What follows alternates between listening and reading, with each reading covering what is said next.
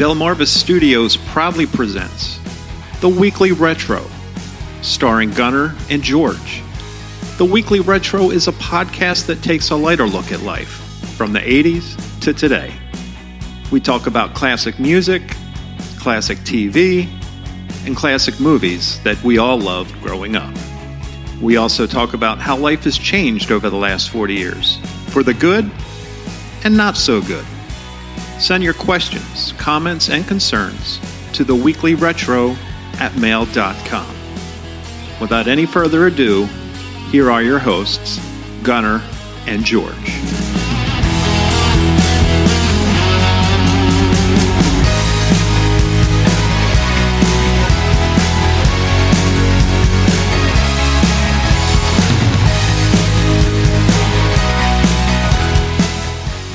What's up, everybody? Welcome to another edition of the Weekly Retro. It is episode 5, and we're going to start a 10-part series. We're going to deep dive the 1980s, starting with tonight's episode, 1980, the year in review. We'll look at movies, music, and major sporting events. We'll cover it all.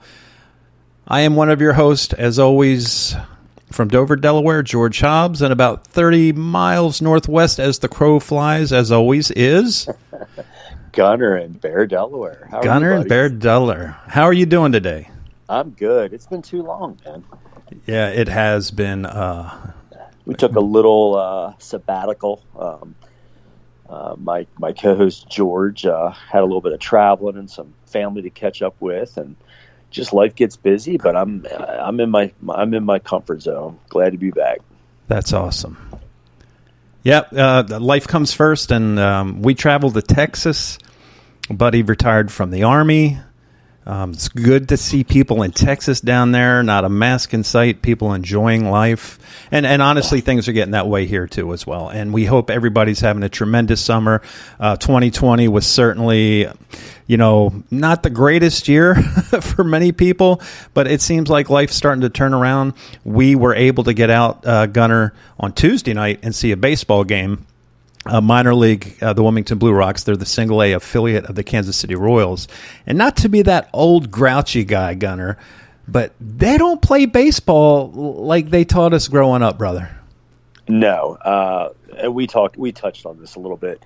Small ball, as you know it, stealing bases, hit and run, all that crap. It's either all or nothing. It's either, launch a 450 upper deck home run or strike out, or I don't know. The game itself, to me, is just so radically changed.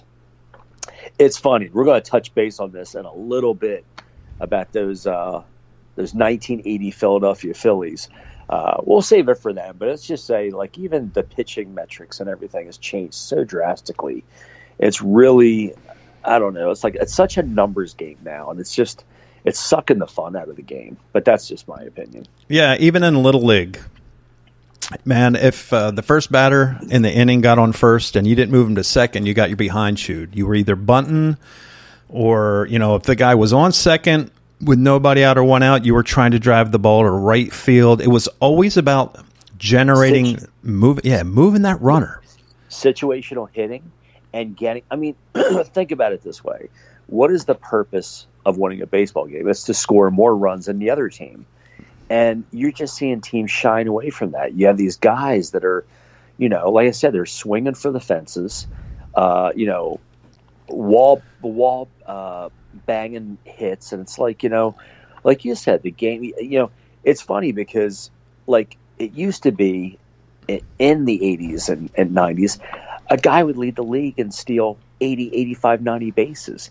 Now the league leaders steal 25 or 30. It's a shame. Yeah, and if you want to see something else shocking, look at the triples. What used to lead in the triples even 10 years ago, and how many triples there are within the last few years. Yeah, it's rough, dude. Yeah. So anyway, before we get started, let's pay the bills. As always, theweeklyretro.com, theweeklyretro.com. Check out the videos, our song of the week, our movie of the week. There's some cool 80s video games on there. And I will update that before I go to bed tonight with our updated movies and songs of the week. Email theweeklyretro@mail.com. It's theweeklyretro@mail, not gmail.com. And also check us out on Twitter @theweeklyretro. Now, you want to just jump out the gate with our songs of the song of the week?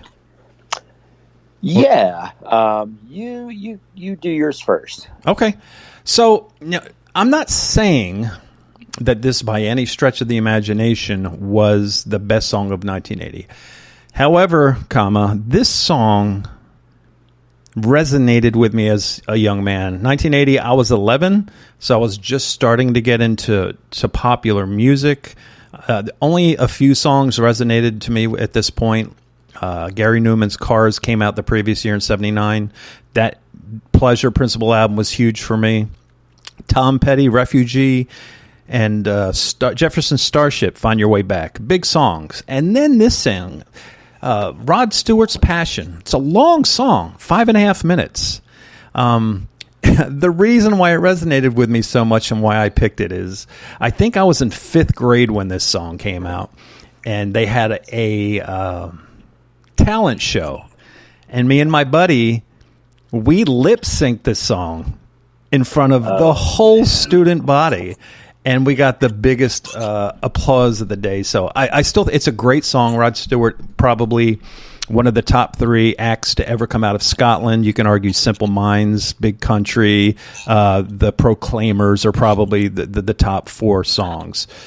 He had a huge run in the 80s, just all the way through. But this song, I really enjoyed it. Yeah, Rod Stewart. Here's my thing about Rod Stewart. He's got that classic, that raspy voice. But you know what? The man kind of disappointed me because he was in the band, I think Faces, right? He had a huge hit. Got to start with them. Went as a solo artist. Rattled off so many he was never a hard rocker. That wasn't his style, but he did sing rock and roll. And after, I don't know, from like mid to late 80s, it's like he's almost like a bar singer. Like he sings all these ballads and melodies. I'm like, dude, man, like what happened to you? It's like your balls just kind of dropped. It's like, I don't know. I don't know what happened to him. To be fair, many of the big acts of the 70s into the 80s gave into the dollar. You look at Aerosmith, man. They sang ballads. Motley Crue did ballads. Most of these people will do whatever these record companies ask of them for the dollar, brother. Yeah, and we touched base on this, I think, in one of our first podcasts, how, these, especially the hair bands of the 80s, stay away from ballads, dudes. Like, do what got you there, rock out and just pedal to the metal. But like everything Rod Stewart did, it seemed like after like Baby Jane, which is always one of my favorites. It seems like after that, he did Young Turks, he did he did Your Song, he did Baby Jane, he did a few really upbeat tempo songs, but then it's like, oh good Lord, tuck me into sleep and shut out the light and sing me a lullaby. Yeah, like he just got so soft. I'm like, dude, you're Rod Stewart. Yep. So. Not to burst that bubble. I didn't mean to go ballistic. No. It's open mic night, man. But this song in particular reached number 5 in the U.S. and number 2 in Canada, and it really did well across Canada. And it's one of those songs, and look, I'm not trying to compare it to Stairway to Heaven, but it's one of those that starts slow and it builds up throughout, and the words really resonated with me too. It calls the government out for what it is. It actually, I think, resonates with me more that I'm an older guy and I understand the lyrics a lot more. Just a timeless song. I like it, really enjoy it, and I'll still stop and listen to it if it comes on the radio or in my playlist. Yeah, man. So I went with Queen, Crazy Little Thing Called Love.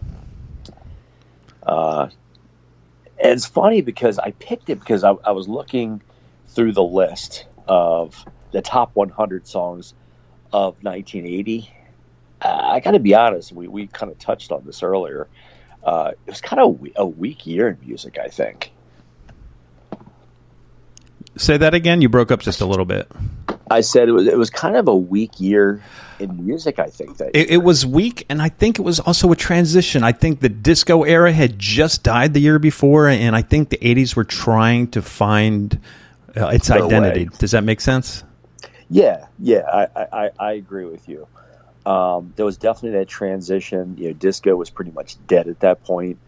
And it's funny because I thought Gary Newman, which Cars was actually, I actually owned the 45, the original 45. I spun the crap out of it, and I just love the song. And I remember hearing it on the radio for the first time, and I went out and got my allowance money and bought the 45 and just played the crap out of it. But that actually came out in late 79, I think. So it didn't quite make the 1980 list, to my disappointment. So I did go with Queen, which is very close behind. So just another one of their classic hits. So I went with that. So where did you get, do you remember when you bought your 45, where did you get your 45 from? Back in 1979 or 1980? Yeah, so a lot of my records, and some of our younger listeners are not going to remotely even remember this, but there was a store called Woolworths. And that's where I got mine, bro. Yep. So they used to have a Kickin' vinyl section. Of course, vinyl when we were at that age was huge. You had 8 tracks were kind of on their way out. But your main vehicle for music was vinyl, 12-inch and the 7-inch 45 singles, but that's where I bought a lot of them. When Christmas time, my mom would buy me records. That's where she got them, and it's funny because sometimes I'll get like an original sealed piece of vinyl. I'll buy it. It's got the original sticker from like back in like 1971. And it was like for a record, it was like $2.99. Yep, absolutely. And the 45s, I think they were either 49 cents or 79 cents. They were they were a little bit under $1. Yep. So, do you know how I found out about Van Halen? How? So, when you're young, you're a moron. You don't really, song titles and the DJs would not always come on after a song and say who sung it or the song title. Well, Michael Jackson, Rock With You. Yeah. And I'm going to rock the night away, going to dance the night away. That's how the lyrics go. So I went to Woolworths. My mom always once a week took us there. Remember they had the diner? Yes. With the little round cushy seats and the long pipe that you'd sit on. Yeah, exactly. So I went after lunch and I saw this song called Dance the Night Away. And I just thought it was that song. I go home and I put it on and I hear the little cowbell at the beginning, ding, ding, ding, and then bum, bum, bum. I'm like, what is this? This isn't the song. And then by the end of the song, I was completely hooked and a Van Halen fan. So I accidentally found Van Halen. Yeah. Yeah, they grabbed hold of you and didn't let go. So yeah, but Crazy Little Thing, good song, real good song. It's not my top 3 or 4, but it is certainly a great song, and that was an integral part of the Live Aid concert. So got to give props to that. Yeah. All right. So what was your movie? Originally I went with The Shining, but I relooked the list and I own this movie, and I've probably seen it 200 times. I had to go with Airplane. Striker. I have to play, if you won't mind for a minute, I have to play one of the funniest parts of the movies. And you have to understand, if you guys are young and you don't understand who Barbara Billingsley is, there was a show in the 50s, early 60s maybe, called Leave It to Beaver, and it was the most clean-cut family. And she comes on this role in 1980, and this is hilarious. Check this out. The radio's all yours now. And keep an eye on that number 3 engine gauge over there. It's running a little hot. Stryker, before we start, I'd like to say something. I know that right now things must look pretty rough up there. But if you do what I tell you, when I tell you to do it, reason why you shouldn't have complete confidence in your chances to come out of this thing alive and in one piece. Right now, the buzzard's on Striker, his what kind of weather you in up there? Rain. And a little ice. And a little ice. How's it handling? Sluggish. Like a wet sponge. Sluggish. Like a wet sponge. All right, Striker. You're doing just fine. It's a damn good thing he doesn't know how much I hate his guts. It's a damn good thing you don't know how much he hates your guts. Their faces. Here it comes now. Can I get you something? Your mofo butter laying me to the bone, jacking me up. Tight me. I'm sorry, I don't understand. Cuddy say can't hang. Oh, stewardess, I speak jive. Oh, good. He said that he's in great pain and he wants to know if you can help him. All right, would you tell him to just relax and I'll be back as soon as I can with some medicine? Just hang loose, blood. She's gonna catch up on the rebound on the med side. What it is, Big Mama? My mama raised no dummies. I duck her rap. Cut me some slack, Jack. Say Cuddy can't hang. We say be doing it. They say Chump don't want to help. Chump don't get the help. say can't hang. Say 7-Up.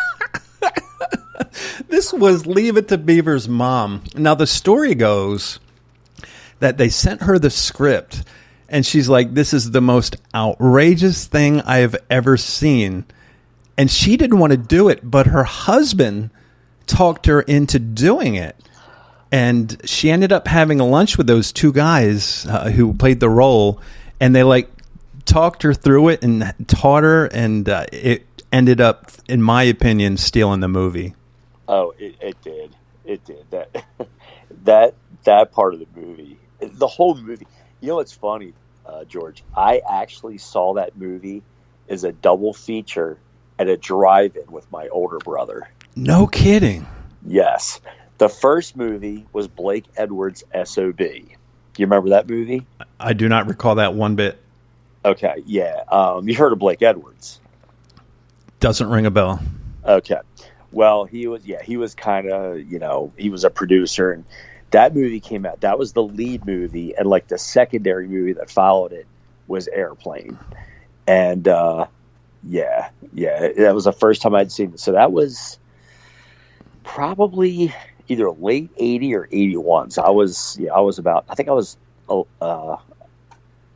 or 13. Well, according to the wiki, SOB came out in 81, so you would have probably seen it in 81. Man, I need to watch that. There's some huge names. Julie Andrews, Larry Hagman from Dallas, Robert Vaughn. You know what's funny is you talked about how Barbara Billingsley like played this role. Here she was, the squeaky clean mother of two boys, with a husband that went off to work every day. Well, Julie Andrews was Mary Poppins. She did The Sound of Music. In that movie, she has a quick topless scene. She rips her top off in this dramatic role. Really? So people are like, yeah. And Blake Edwards, I think, who produced the movie, was her husband at the time. And he thought, who better yet to do this role than Mary Poppins? And, she ripped her top off. I can still see it after 40 years ago. She just ripped her top off. And, it was shocking because people are like, oh, my word, this is Mary Poppins doing this. But, you ought to check it out. It's a strange movie, but I haven't seen it, since then. But it's got some really weird parts. It's kind of a bizarre movie, but you'd enjoy it. It's different. I'll definitely check that out. As far as how it was received, back in 1980, a $3.5 million budget was considered a huge budget, and they were really apprehensive. It ended up raking in it grossed $83 million at the box office, and just U.S. and Canada alone. Ended up making another $40 million in rentals. It was the fourth highest grossing film of 1980. Worldwide, it earned $171 million. So a $3.5 million investment. And that's just, you can imagine the years and the revenue it's generated. Just a fantastic movie. Yeah. Yep. So, yeah. What'd you got, Gunner? Good choice. So mine was kind of an obvious one. I went with the number one movie and highest grossing movie of 1980. and that was the second installment of the Star Wars franchise, The Empire Strikes Back. I actually went to, I wanted to say it so bad. I actually saw, with the exception of one of the movies, I saw every movie in the theaters. And I, of course, saw Star Wars back in 1977. So the only place, because, you know, unlike today where you have theaters on every other corner, back then you only had, you know, you had the Christiana Mall Theater and you had the Tri-State Mall Theater. And my younger sister and I, so I was 12, hooked on Star Wars, hook, line, and sinker. And my sister kind of liked it a little bit, but she went with me.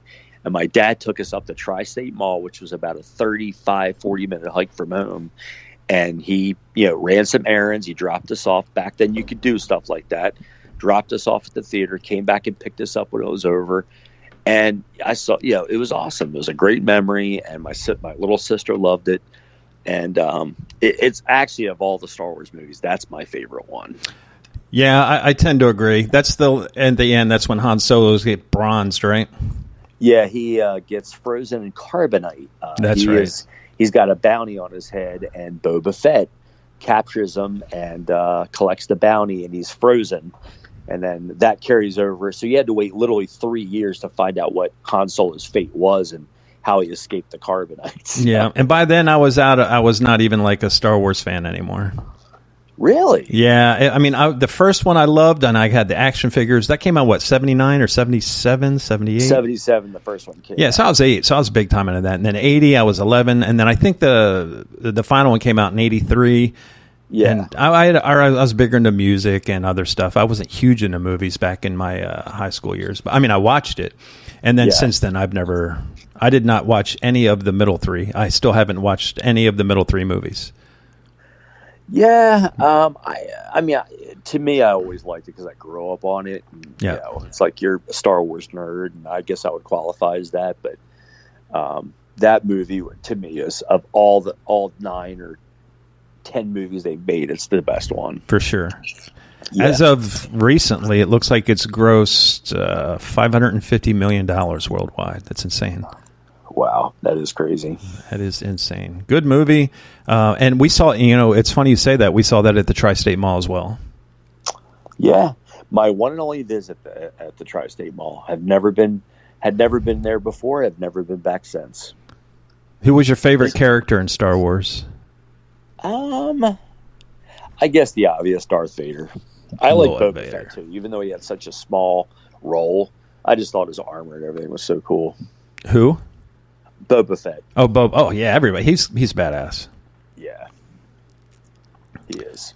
All right, so our songs of the week: "Passion" by Rod Stewart. You had "Crazy Little Thing" called "Lug" by Queen. Our movies were "Airplane" and "The Empire Strikes Back." Now, our special series, 10-part series, we're going to be focusing on each individual year. We're focusing on 1980. We're going to talk next about some important news events, some key technology, pop culture, those type of things. Something came out. My wife is Hungarian, so this was big for her. The Rubik's Cube was first patented as the Magic Cube in Hungary in 1975. It's made its way to the United States and the rest of the world in 1980. Did you have a Rubik's Cube when you were a young man? I did, and I sucked at it. And to this day, 40 years later, I could never figure out how you could hand somebody a perfectly screwed up Rubik's Cube and they could solve it in 30 seconds. Yeah. Can you solve it? No. Oh my word. There was a guy, I went to a private school, and you could sit there, and people would sit there. This guy's name was John. He was a grade or two above me, and you could sit there and you can get it. You could have a different color on every single block. You'd hand it to him. I'm not kidding you. And under a minute, he solved it. It was the most astonishing, mind-blowing thing I've ever seen in my life. Wow. Yeah. I don't get. Now I know there's a system, obviously, but it just, I don't know. I just couldn't figure it out. I'm like, how do you do this? Yeah, I could always get 2 or 3 sides, but that was about it. Yeah, I couldn't even do that. I might get a tic-tac-toe side, but that's about the best I could do. Yeah, I sucked at it. Now, the decade started with the obvious, and we've covered this before. That's why I'm not really going to go deep into it. But the United States defeated the Soviet Union in one of the most memorable clips in sports history, the Miracle on Ice. Yeah, and it's funny when you brought that up and you played that little sound bite. Actually, you played the video when we did our live one, but I wasn't into hockey as much. I didn't hit hockey. It was baseball first for me, then football, and then hockey, and then a little bit of basketball last. So I didn't get into hockey until 85. When the Flyers started being good? Yes. Yeah. Now, I had a buddy in junior high who got me into it. Wayne Gretzky, he started...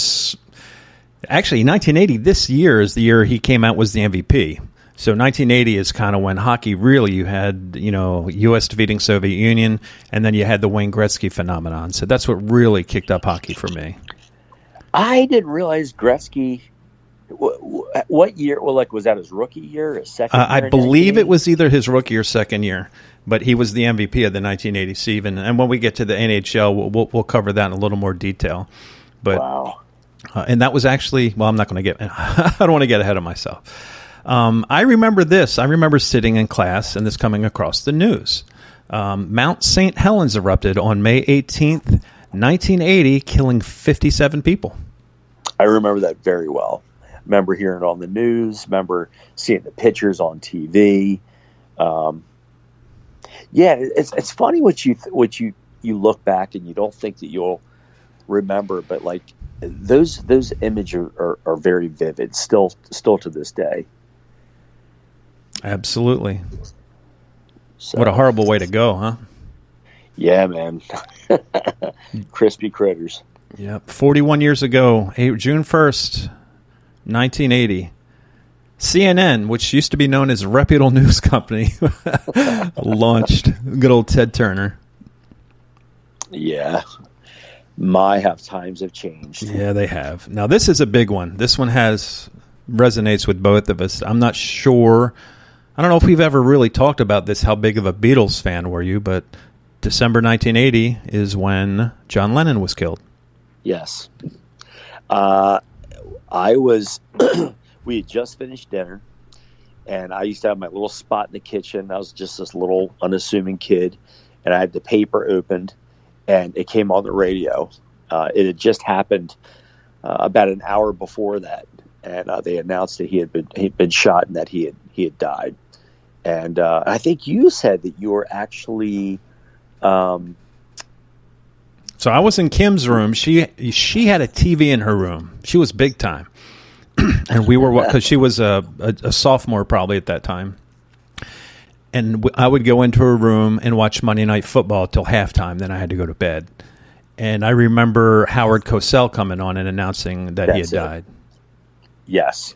Yeah. That was during the football broadcast. Yep. Yeah. Shocking. That was something.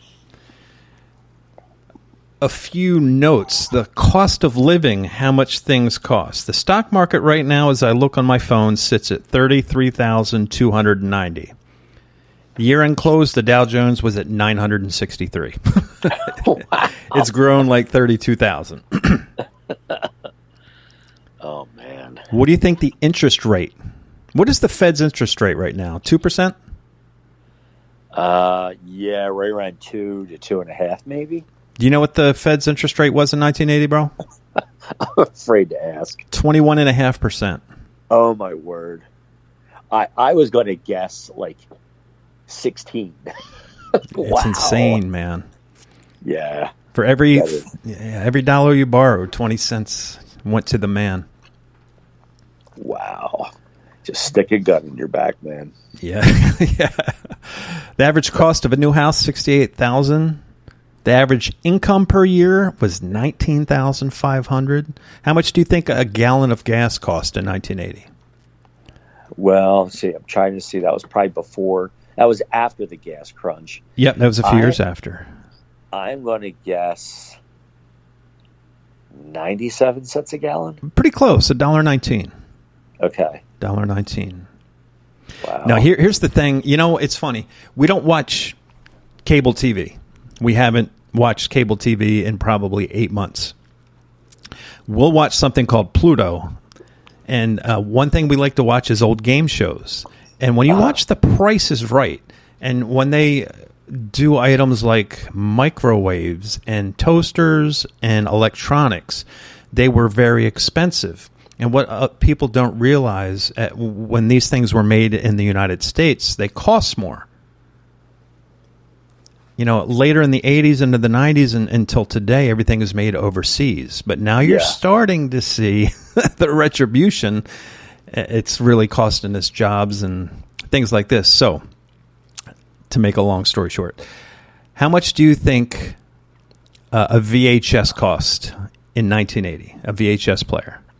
I'm either going to be really close or really far off. I'm going to say $400. You're actually still way under. A Magnavox VHS was $700. Oh man, that's insane. Yeah, man, you can get one now for $50. A VHS home movie camera. You know the one you used to slide the cassette into? How much do you think that was? I'll say $900. $1,600. Oh my word. Well, the thing is, like all this stuff was so new, like it blew people's doors off. Like, wow, you can like make your own movies, and you can watch movies and see it come out of your TV. Unbelievable. Yeah, man. And then lastly, the big thing that swept across the nation in 1980 was people tuned in to see who shot JR. Okay, I'm probably going to embarrass the crap out of myself, but I actually watched the cliffhanger and I watched the season opener to see who it was. I think we all did, bro. Well, it's funny because a big show for me as a kid was Bill Bixby and Lou Ferrigno in The Incredible Hulk. Oh, for sure. That was to this day, it was my favorite show of all time. And it ran for 5 seasons. So Friday night's lineup was The Incredible Hulk at 8 o'clock, Eastern Standard Time.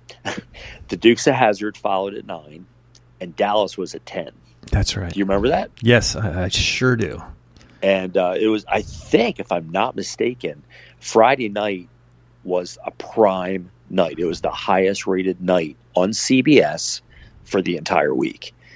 And so I remember clearly, him, being in the dark, him getting shot, him laying on the ground, JR laying on the ground, and the season ended. And you had to wait from, I think back then the season, much like now, the season ended in like April or May, and you had to wait till the following September to find out who shot him.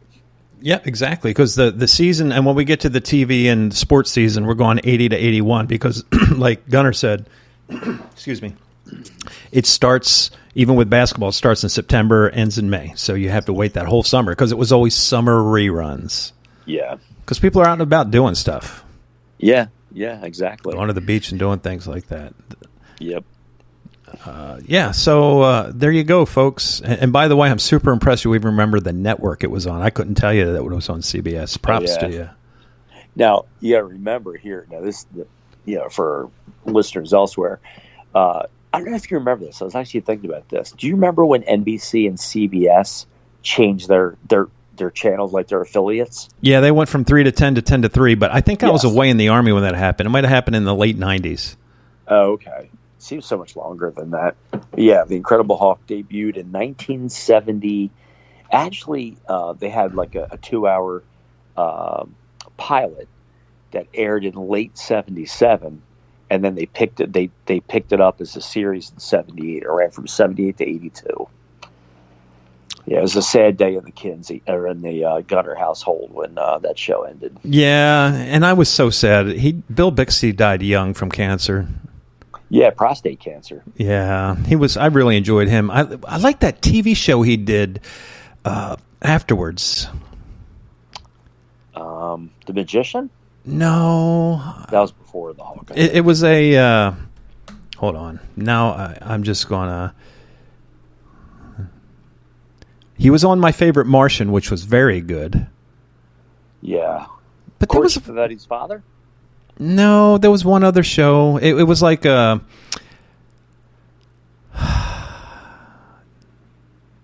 Maybe I'm thinking of somebody else.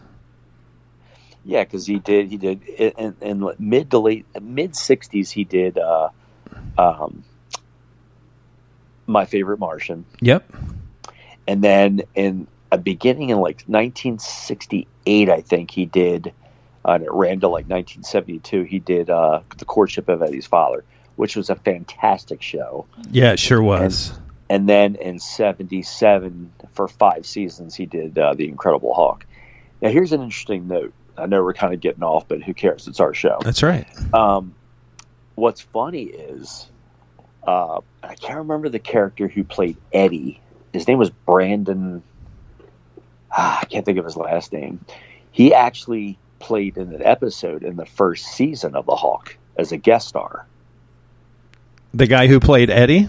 Yes. And in the episode, he was that would have been Brandon Cruz. Yes, Brandon Cruz. Thank you. Thank you for jostling my memory there. So he was actually in the first season and probably the 6th or 7th episode.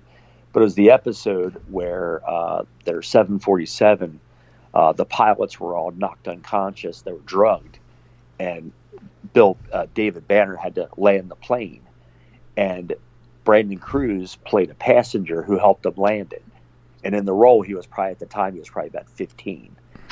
And then later, a couple seasons later, the guy who played, and he's now deceased too, who played My Favorite Martian, played the part of the magician in an episode, and David Banner was his assistant. So both of them reprised. They made appearances on his show. It's tremendous knowledge. Yeah. And I don't even remember that show, The Courtship of Eddie's Father.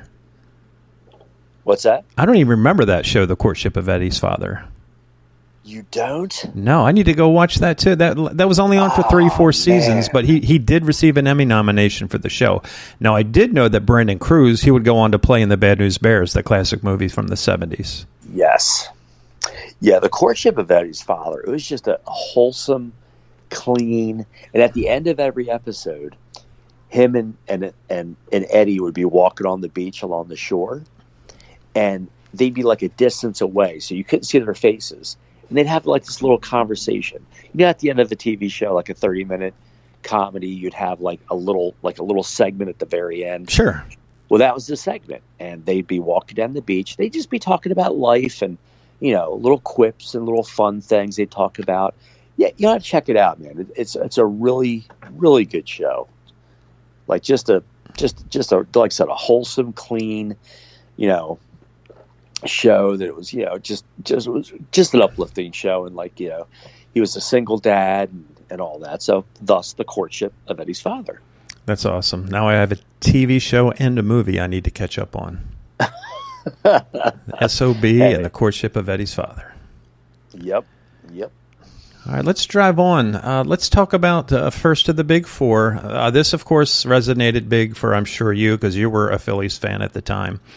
The 1980 Major League Baseball season, which did see the Philadelphia Phillies win their first World Series championship. Before we get to that, let's talk about a few other things. Do you know who the top draft pick in 1980 was? For baseball? Yep. Big name, played for the New York Mets and was a part of their 86 World Series team. I'm trying to think here. Was it Darryl Strawberry? Yes, sir. Give that man $1. Okay. Now, yeah, I wasn't going to guess a couple of the others, because I know Gary Carter started his career as an Expo, and Keith Hernandez actually started his career as a Cardinal. So I knew it wasn't either one of them. So it was either Lenny Dykstra or it was Darryl Strawberry. So I went with Darryl Strawberry. Yep. Wow, that was just a guess. Trust me. Yep. The season MVP for the National League was Mike Schmidt. AL MVP was George Brett. So both third basemen from both league championship teams representing as the MVP. 26 teams. Seattle Mariners had the roughest schedule, going 59-103. Wow. One thing that goes kind of off, people forget the Phillies had a rough time against the Dodgers in, was it 76, 77, and 78? Yeah, they won 3 straight division championships. The 76 one, they were just completely out of their league. They played the defending champion Cincinnati Reds in the best of 5 NLCS, and they got beat up pretty bad. They really got humiliated. But the following year, they were favored to go to their first World Series, and they played against the Dodgers. Like you just said, in both 77 and 78.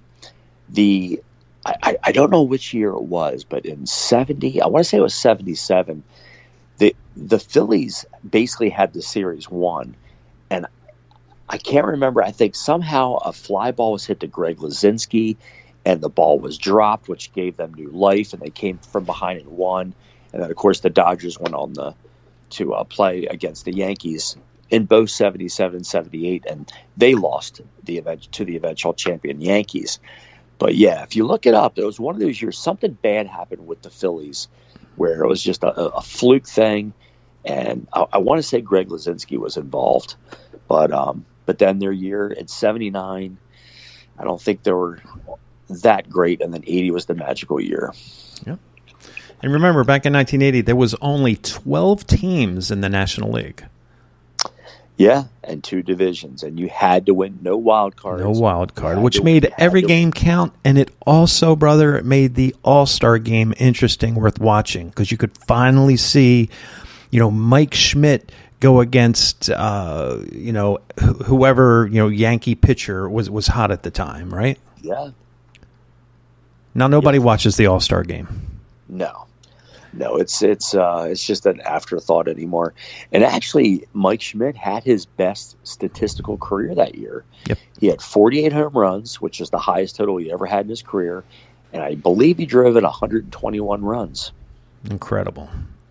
Yeah. Now, the last nugget before I get into a couple audio clips, which you will help us walk through because your memory is way better than mine. What we were just talking about. Now, had the Phillies faced the Dodgers in that 1980 series, things may have been different with that psychological thing going on. But the Houston Astros finished in a dead heat with the Dodgers, and they had a 1-game playoff. That's right. I knew that, and I'd forgotten about it. And that might have been like the first of its kind at that time. It may have been, but things worked out, and this went on to be one of the greatest NLCS of all time. I want to fast forward to the Game 5. It was, I believe, 7-7. No, the Phillies were. It was tied 5-5, and Manny Trillo came up to bat, and this happened. A one-strike pitch. Trillo, a line drive, fair ball, left field line. Aviles scores. Here's Dellenser being waved around. He's going to score. Manny Trillo at third, a triple. Phillies lead at 7-5. What a comeback by this great bunch of Phils. How amazing is that audio, dude? Hearing Harry just gives me chills. How great was that man announcing a baseball game? Phenomenal, man. I still get goosebumps when him and Richie, that will never, ever in our lifetimes ever be anybody as good as and talented as those two. Oh, no way. I mean, they made baseball so much fun to listen to, and just the sheer passion that Harry had for his Phillies. And he was their announcer from, I think, 1970 until he passed in 2009. Mm-hmm. And did you know, I think he started as the Astros announcer actually for the late 60s for a couple years before he came to Philly. And I think his son may still be announcing for the Astros. Yeah, Todd Callis is the announcer in Houston. Yeah, he was one of a kind. But I remember that fifth game. And what was funny is Nolan Ryan was the starter in that game. And he had the Phillies shut out for most of it. And, hey, the rest, as they say, is history. Yeah.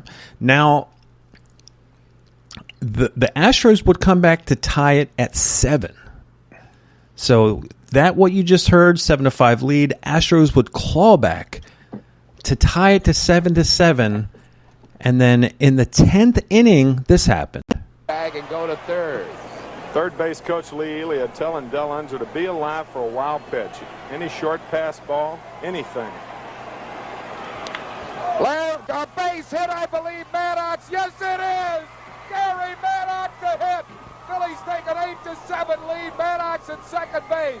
So Gary Maddox hits us. He actually gets to second because the center fielder boggles it. Del Unser scores.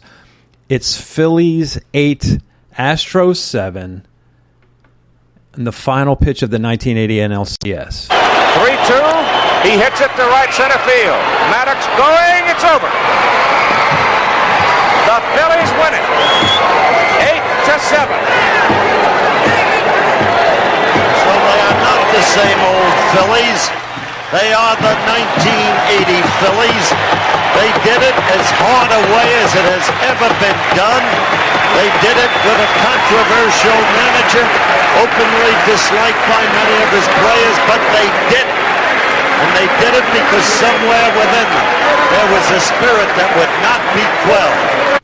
That was, of course, Howard Cosell. Back in the 80s, the local guys didn't always get to call the big games. And you can't find, which is sad, I couldn't find anywhere Harry Kalas calling Tug McGraw winning in 1980. But people forget, Danny Ozark couldn't get the Phillies over the hump. So they fired him. They went with Dallas Green. A lot of players didn't like him, but at the end of the day, as we get to it, you'll see that they won it all. Well, what's funny is I was just watching something about 3 or 4 days ago, and you know what word they described Dallas Green as? This will probably surprise. It may surprise you, it may not. The one word that they said that Dallas Green embodied was a disciplinarian. Like, he went by the book. You either did it his way or you weren't going to play. None of this coddling bullcrap they do today. None of this, the player speaks, I got to go with. No, he said it. This is the way you do it.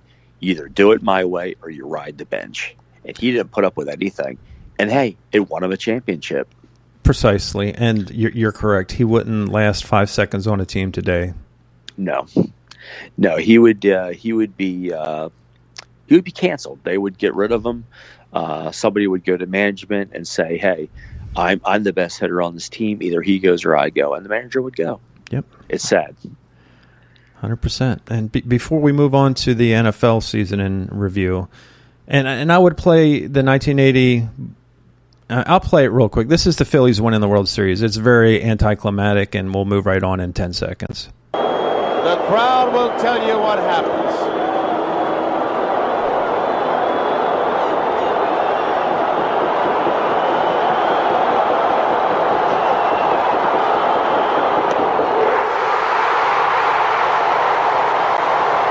Tug McGraw strikes out Willie Wilson. The Phillies win their first World Series, their first World Champions since, 1950, the Wiz Kids?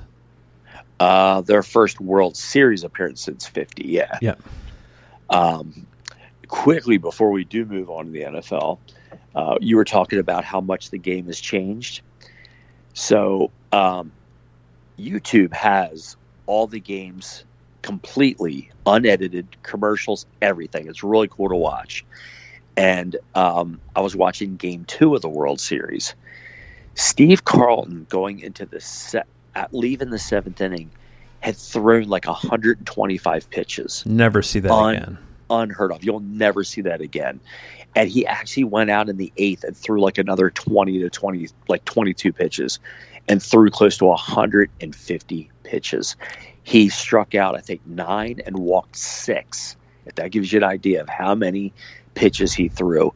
And when he came off that mound in the 8th inning, they said, even the announcers were saying, he was absolutely exhausted.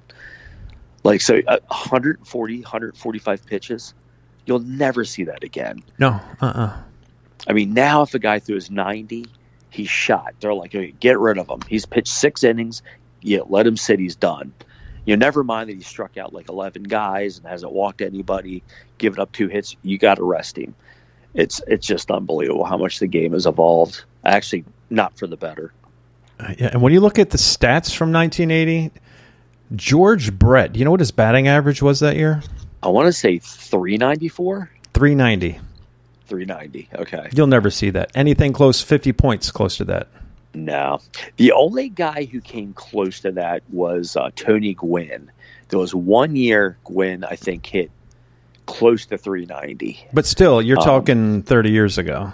Yeah. Oh, I know. Trust me. Yeah, I agree. I think the only other player in the last 20 years that ever had a shot might have been Ichiro. Did he had some pretty high batting averages. He did. But you know what's funny, George? You know what else has really changed is I was telling my brother about this. He's a pretty big baseball fan. It used to be I was watching part of the '93 Blue Jays season, and Juan Guzman, who was a Dominican player, they were like, "Look at the heat this guy throws. He just threw a 94-mile-an-hour fastball. That's slow in today's game." Yep. Like if you had a guy who threw 98 miles an hour, like he blew everybody away. Yep. Now that's the norm. The average fastball speed is like 95, 96. Yeah. So just amazing how like much stronger these kids are, and I don't know how they don't blow their arms out. Yeah, and one last stat just to give you an idea how different times are. The 2019 stolen base leader was Ronald Acuna Jr. with 46 stolen bases.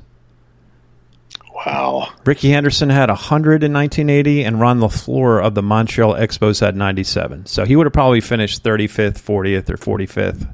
Yeah. Nowhere near the top. Question. That's funny. It's unbelievable. So, ladies and gentlemen, that is your 1980 Major League Baseball season in review.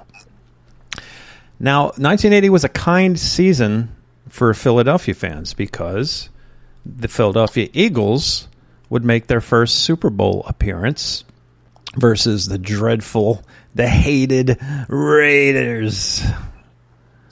And it's funny because my brother is a lifelong Raiders fan since 1976. So when everybody in the Delaware Valley and surrounding areas was root for the Philadelphia Eagles, my brother was like on an island by himself, and his team faced the Eagles, and the quarterback for the I think it was Ron Jaworski for the Eagles, and an unknown player named Jim Plunkett was the quarterback for the Raiders. Absolutely. And I have a quick 2-minute clip that kind of highlights it, and then we'll talk more on it on the other side. Check this out.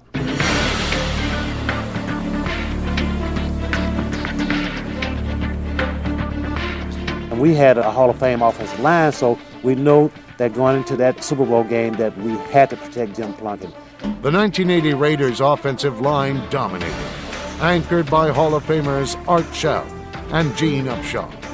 Quarterback Jim Plunkett had plenty of time to throw.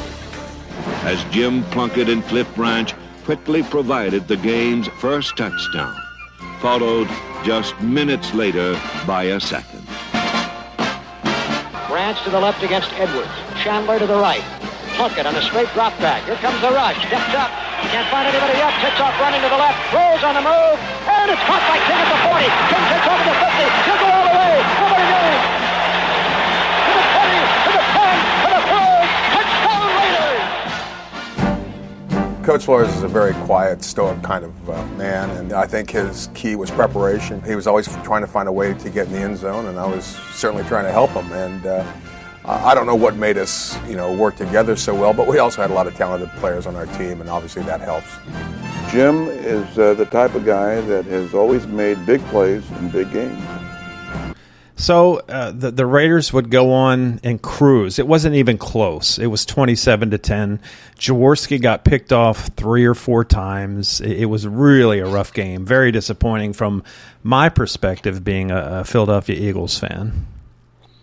Yeah, and I remember, watching the game with my older brother. and we were both glued. And to be honest with you, I think I was watching it more to support him, because I did not get into football. And we mentioned this earlier. I did not become a football fan until 1984, when I started following John Elway and the Denver Broncos. So I was there more for support for him.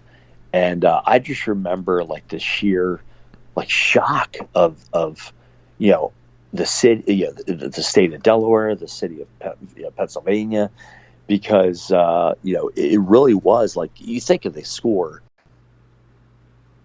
it actually was worse than what the score was. I mean, like you said, Jaworski was all over the place, drop passes picked off. I mean, I think Michael Carmichael was one of the receivers. He didn't have a good game. Harold Carmichael, yeah. Or Harold Carmichael, yeah.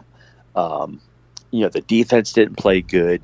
Like you said, I remember the offensive line, like Jim Plunkett he could have set a table, sat down, ate a bowl of soup, and then got up and threw a pass. I mean, it was ridiculous the time he had to throw and find his receivers. And that's the key in football. And even today, all these years later, offensive line, still the same. If you do not apply pressure to your quarterback, and he's back there all day to dissect, especially good quarterbacks, like the Aaron Rodgers and Tom Brady's and all that, if you give them time, they're going to carve you up like a turkey. Yep. And that's what happened. And Plunkett just had an absolute field day. And if I'm not mistaken, was he MVP? Plunkett absolutely 100% was. Okay, I thought he was.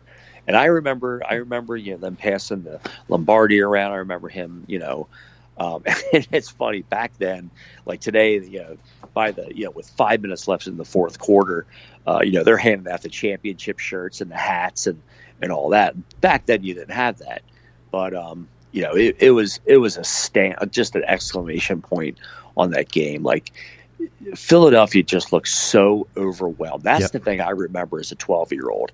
They looked so like just morally. Just morally beaten and just stripped of their dignity, and it's just like it was sad. I almost felt bad for them. Yeah, it was rough. Right off the bat, Jaworski got intercepted very early in the game, and it was all downhill. Yeah. The Raiders would go on to become the first wild card team to win a Super Bowl.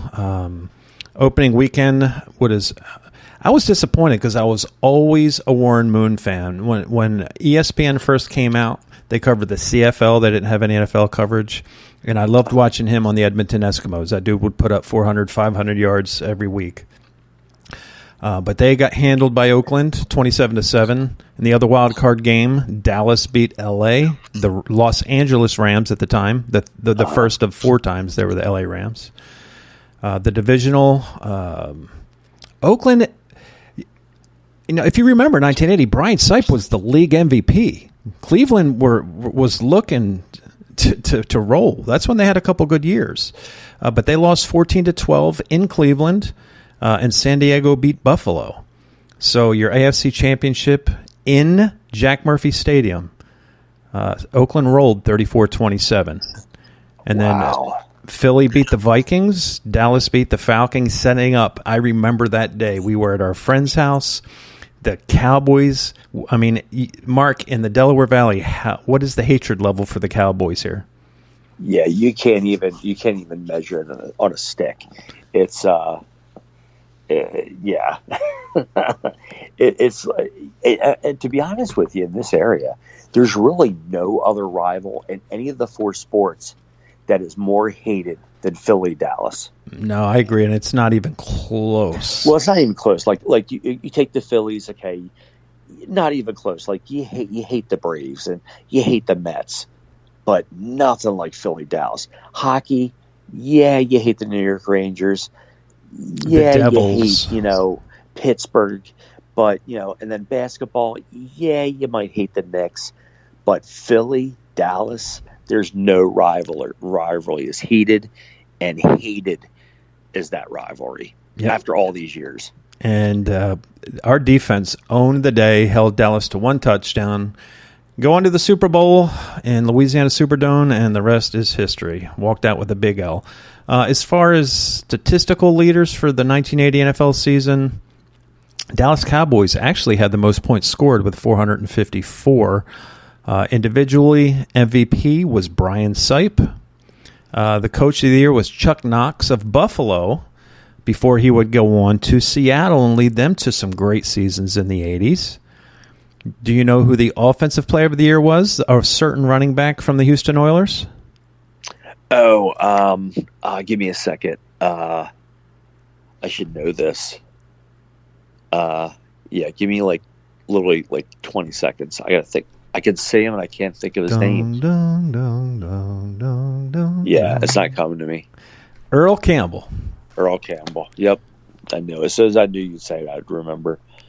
He was a beast, dude. He was like a bowling ball, man. He would just roll over players. He had those huge shoulder pads, dude.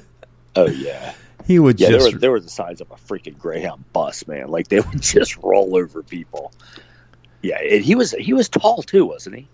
Oh yeah, he was just a solid dude. Like most running backs, even like the prototypical running back of today, they're low on the ground. They're 5'9", 230 pounds. This dude was like 6 foot, 250 pounds, man. He was just a one-man wrecking crew. I remember him well. And it sucks. When I lived in Texas, we could get the Earl Campbell sausages. They were great. We'd get them all the time. I don't see them anywhere up here. No. They're tremendous. Yeah. You're welcome for that free advertisement, Earl. Or if you can get a mail order. You probably can. And that's something I would do. They're tremendous. You got to look into them. I'm going to look into them after our show's over. Earl Campbell sausages? Yeah, they're fantastic. Oh, man. Round end links? Say again? Round end links? Yeah. And awesome. His hot links, his spicy ones, whoo, daddy. They're good. Now, for the next two seasons, like we said, we're not touching the 70s in this, so we're doing 80 to 81, which means the last season we covered in 10 episodes from now will be the 89-90 season. So, the 1980 80-81 NHL season, the 64th season of the NHL, and the Islanders. And I think it was the last time they won. Played the Philadelphia Flyers in the Stanley Cup Finals. No, it was the Minnesota North Star. In the finals? Yeah. Oh, I have always thought for the last 30 years, because I thought in 80, we were one of the first teams where all four teams went to the championship game. Oh, no. Series. No, they only made it to the, where are we? They got knocked out in the first round by those dreaded Quebec Nordiques. Oh, man. Or, no, excuse me. They beat, this is all crazy. Oh, they changed the seedings after the first round. That's why I'm all cuckoo-eyed. So we beat Montreal 3-2, and then we were seeded against Calgary, and Calgary beat us, and then Minnesota beat Calgary to go on against the Islanders. Dude, if you look at the seedings in the playoffs of the NHL back in 80, it was all crazy. Yeah. But yeah, it was. And didn't the Islanders win 4 straight cups? Yeah, I think so. They had a run late 70s, early 80s, and they won handily, 4-1. Oh, man. Wow. Well, so what about the 79-80 season?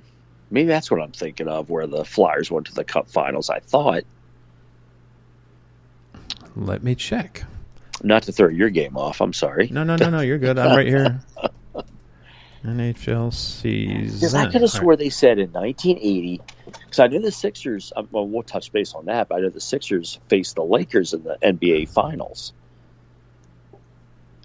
So it looks like, this can't be right. Okay, yeah. We were runner-up. The Islanders beat us 4-2.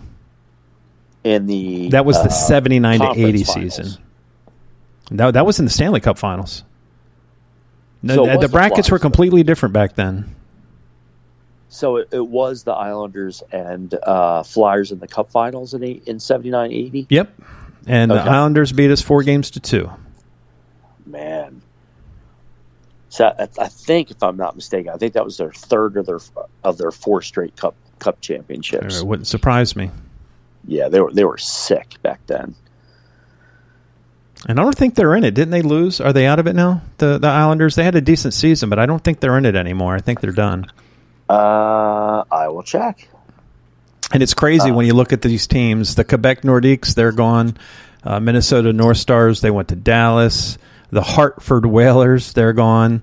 Who else? Winnipeg Jets.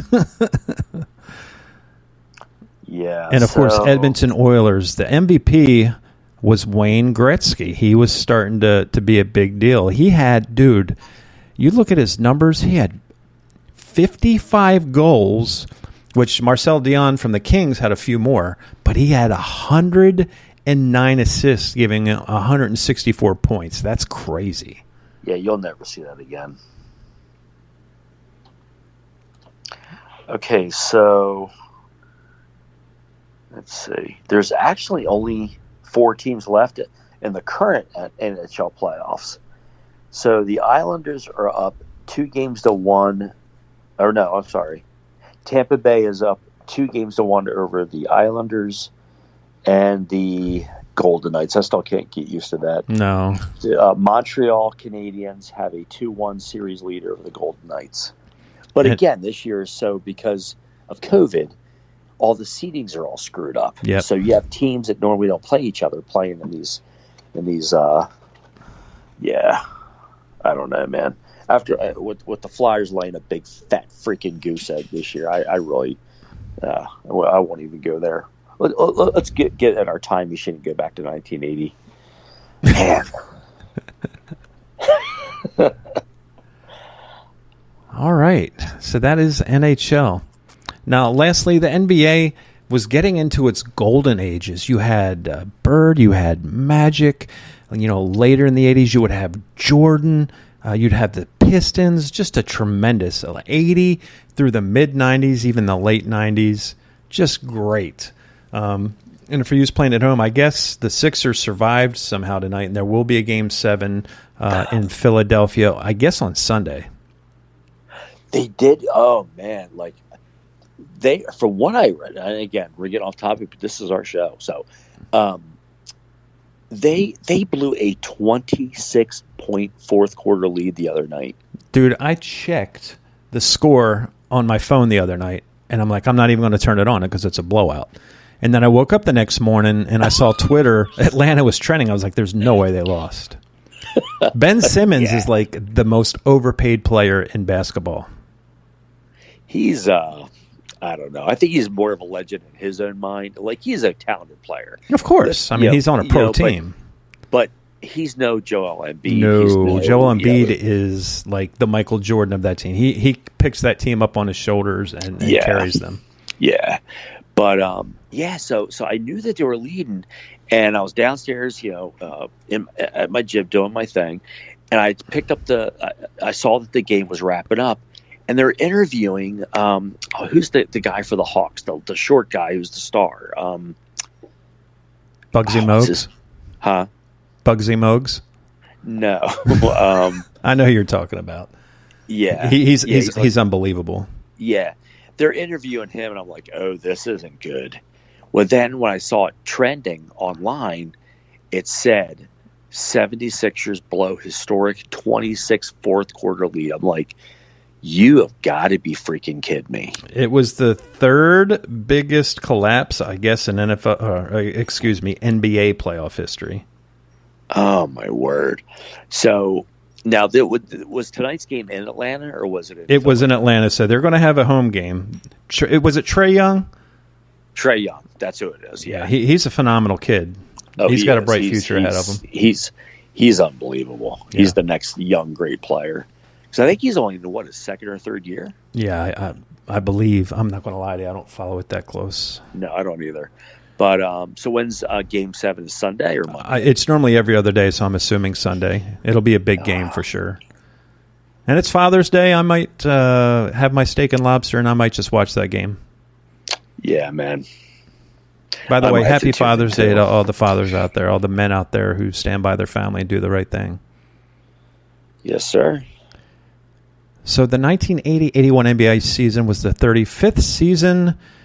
it ended with the Boston Celtics winning the NBA championship, beating the upstart Houston Rockets. And they had some good teams in the 80s. 4-2. And check this out. As of 2020, this was the last time an NBA season ended before Memorial Day. Wow. Some notable occurrences. The Dallas Mavericks became the league's 23rd franchise that year. That was their first year in the league. The 1981 All-Star Game was in Cleveland. And the Houston Rockets, do you know what? Dude, they finished the season 40-42, and they became just the second team in NBA history to make the finals without posting a winning record. Wow. Unbelievable. Rudy Tomjanovich was on that team, dude. Have you ever seen the video of him getting his jaw broke? No. You haven't? No. That dude got that's one of the biggest. I think that happened in 78. Go watch the video of Tomjanovich. He's on the court. He gets punched by a player, and his jaw's broken. He goes down like a sack of potatoes, man. No, I never knew that. Yeah, he was a big player back in the day, and he got knocked out. Friday, you got knocked out. So, yeah, this was 3 years before the Sixers' big win. They finished in second place, 62-20. They actually tied the Celtics, but due to head-to-head, they finished second. And that home advantage is probably what put them over, the top. Yeah. And your Dallas Mavericks, their first year in the league. Do you want to guess how many wins they got out of 82 in their first the first year in the league?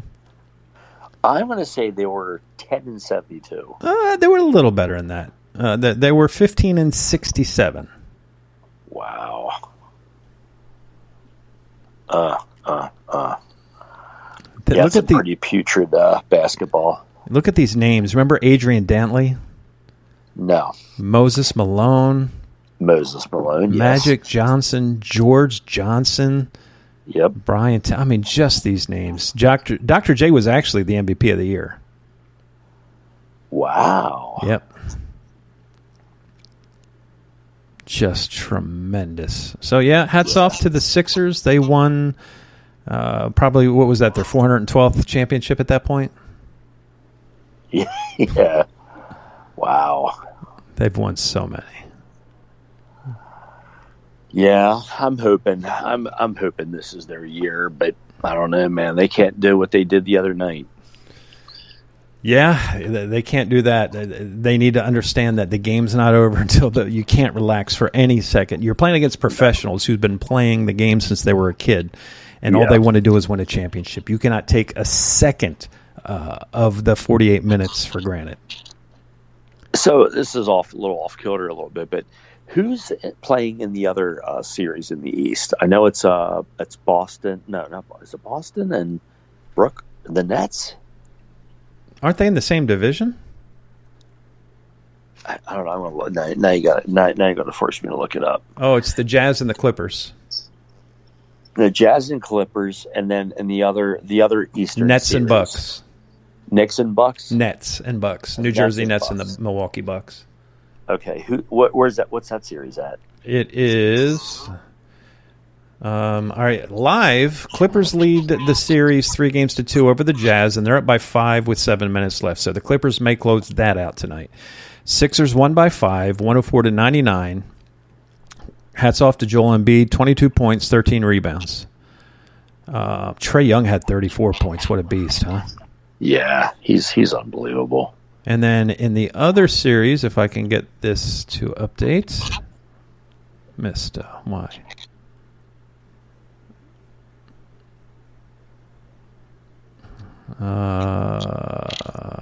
Okay, here we go. Oh, dude, they're tied 3-3. The Bucks and Milwaukee and Brooklyn. Oh, wow. So that's tied 3. You got 2 series, both East 3-3, and then the West you have Utah and the other one. So, yeah, very good stuff. Clippers, yeah. I'm kind of hoping the Bucks take out Brooklyn. Brooklyn is they're just so laden with talent, with stars. They're like the Yankees of the NBA. Like they have bought and traded their whole championship team. Yeah. So I want to see them take them out because I think the Sixers can beat it. The Sixers make it to the conference finals, they can beat the Bucks. Absolutely. It's going to be good. A lot of sports. Yep. There you go, folks. You're up to date, and you have 1980 covered in the world of the National Basketball Association. Now we're going to get to some fun stuff we really like to enjoy. We're going to talk about some music. We're going to talk about the year of music in 1980 and what we like to call a decade trying to find itself. Disco had died the year before. Do you remember the big Comiskey Park where they killed disco and everybody bought the records in, and what a debacle that turned into? Yes. I do remember that, actually. I remember it after the fact, like a couple years after it happened, but I remember reading the story, and yeah, that was brutal. The old Comiskey Park. Yeah, exactly. Looking at the top 10 songs, there's some good ones. Number 1 was Blondie, Call Me. Good song. Yeah, I was always a big song with me. I did like that song. Number 2, the legendary, and actually this song and its author made big news this week when he told Mark Zuckerberg to take a long walk off a short pier, and that would be Another Brick in the Wall Part 2. Oh, wow. Did you see that? No. Mark Zuckerberg emailed Roger Waters of Pink Floyd, wanted to pay him mega millions to use that song in their upcoming Instagram commercials. He came out and had a press conference and said, I don't deal with people who censored and called him a piece of crap, dropped a bunch of F-bombs, and told him to, you can figure out the rest. I'll have to look that story up. I love it. Yeah, but it was all over the news this week. So shout out to Roger Waters. I know you're listening to your favorite podcast. Good for you. He's like, I don't have a whole lot of power, but I can control where my music goes, and it's sure as hell not going to Facebook and that Zuckerberg dude. Yeah, man. You know what? Good for him. Yep. I've never been a huge Floyd fan, but I'm a fan now because anybody who stands up to that turd is good in my book. Couldn't agree more. Number 3 song, Olivia Newton-John, Magic. Wow. I'm pretty sure that one, if I'm not mistaken, was that written by Jeff Lynne? It might have been. That sounds like a song title he'd do. Actually, there's a story where John Lennon named Magic and All Over the World by ELO as some of his favorite recent songs before he died. Wow, I just saw that. It was a good song. Have to believe we are man. It's all right. Yeah, not to be the number 3 song. No, heck no. No, Gary Newman by Cars was all the way down at number 12. That's a sin. That is a sin. And that's the ending. So that Gary Newman went from 79 to 80. Wow, that really did well. Yeah. Number 4 was that was my first big song of the 80s for me. Yeah. Love that song. To this day I love it. Rock With You by Michael Jackson. Do That To Me One More Time by Captain and Tennille. That's just the 70s, not willing to give up. Yeah. Yeah, Captain Tennille, man, like I don't know. Let's see, you're about a year and a half younger than me.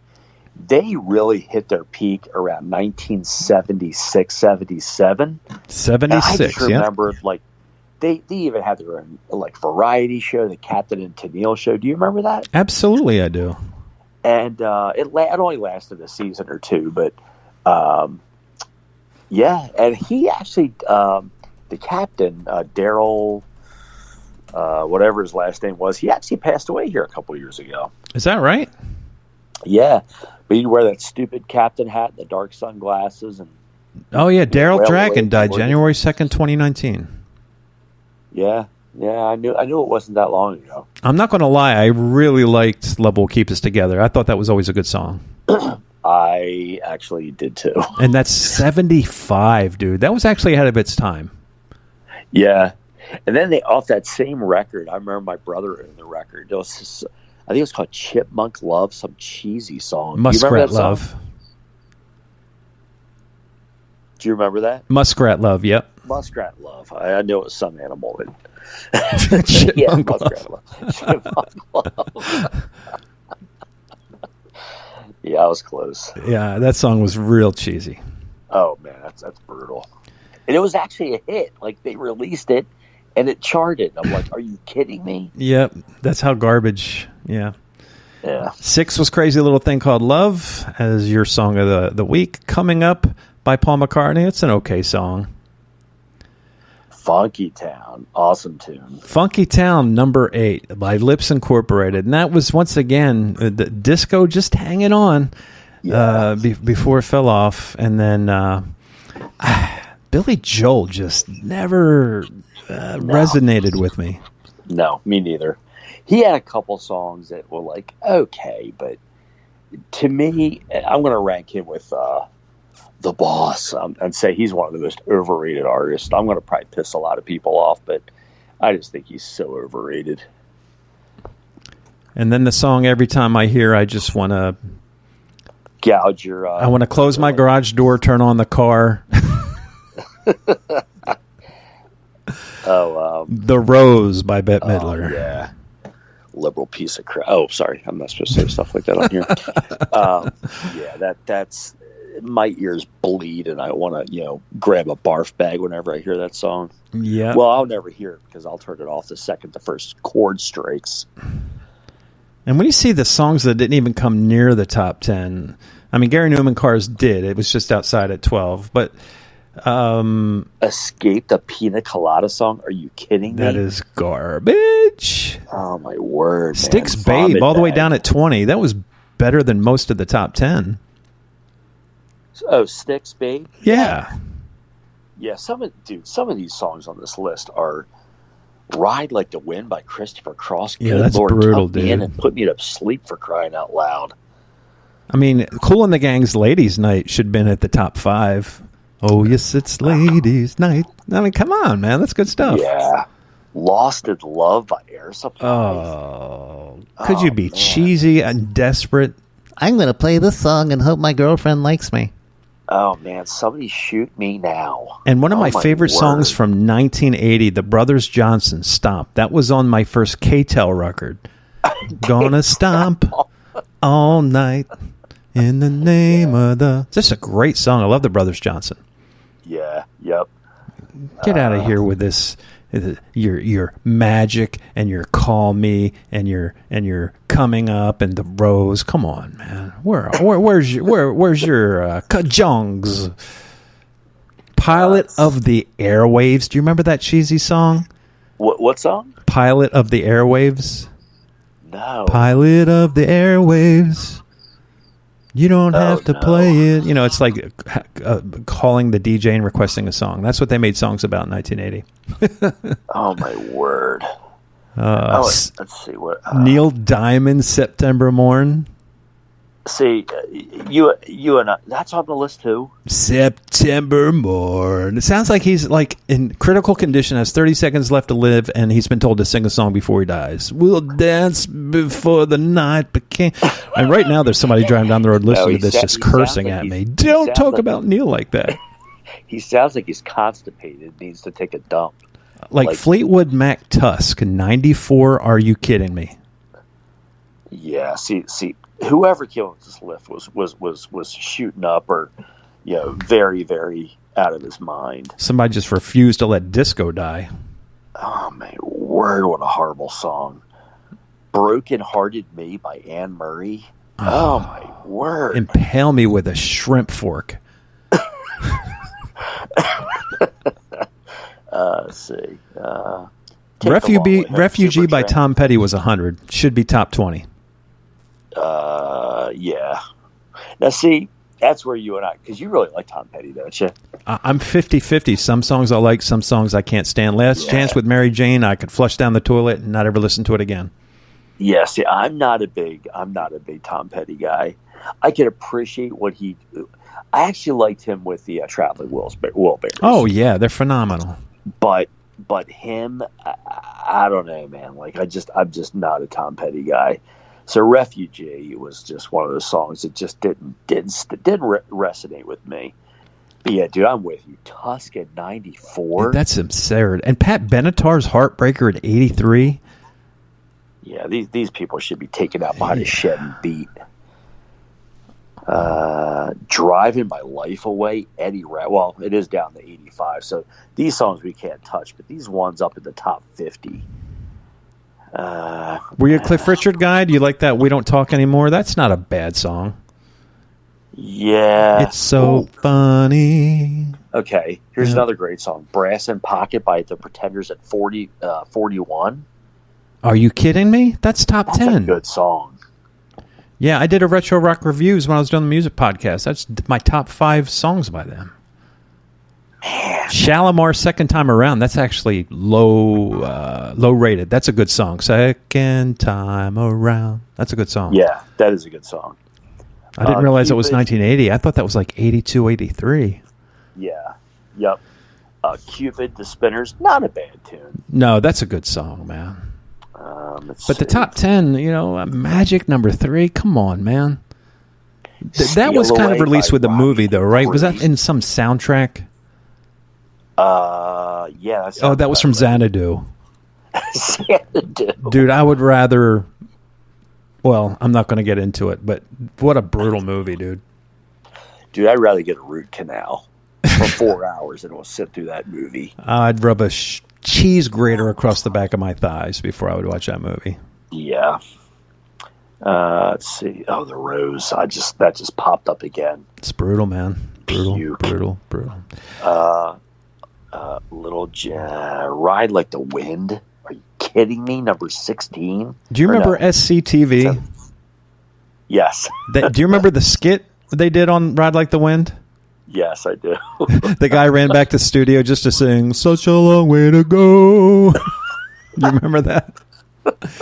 Kids, if you didn't watch SCTV, you missed some of the greatest comedians in their youth before they got big. John Candy, all those guys. Yeah. Phenomenal. Yeah.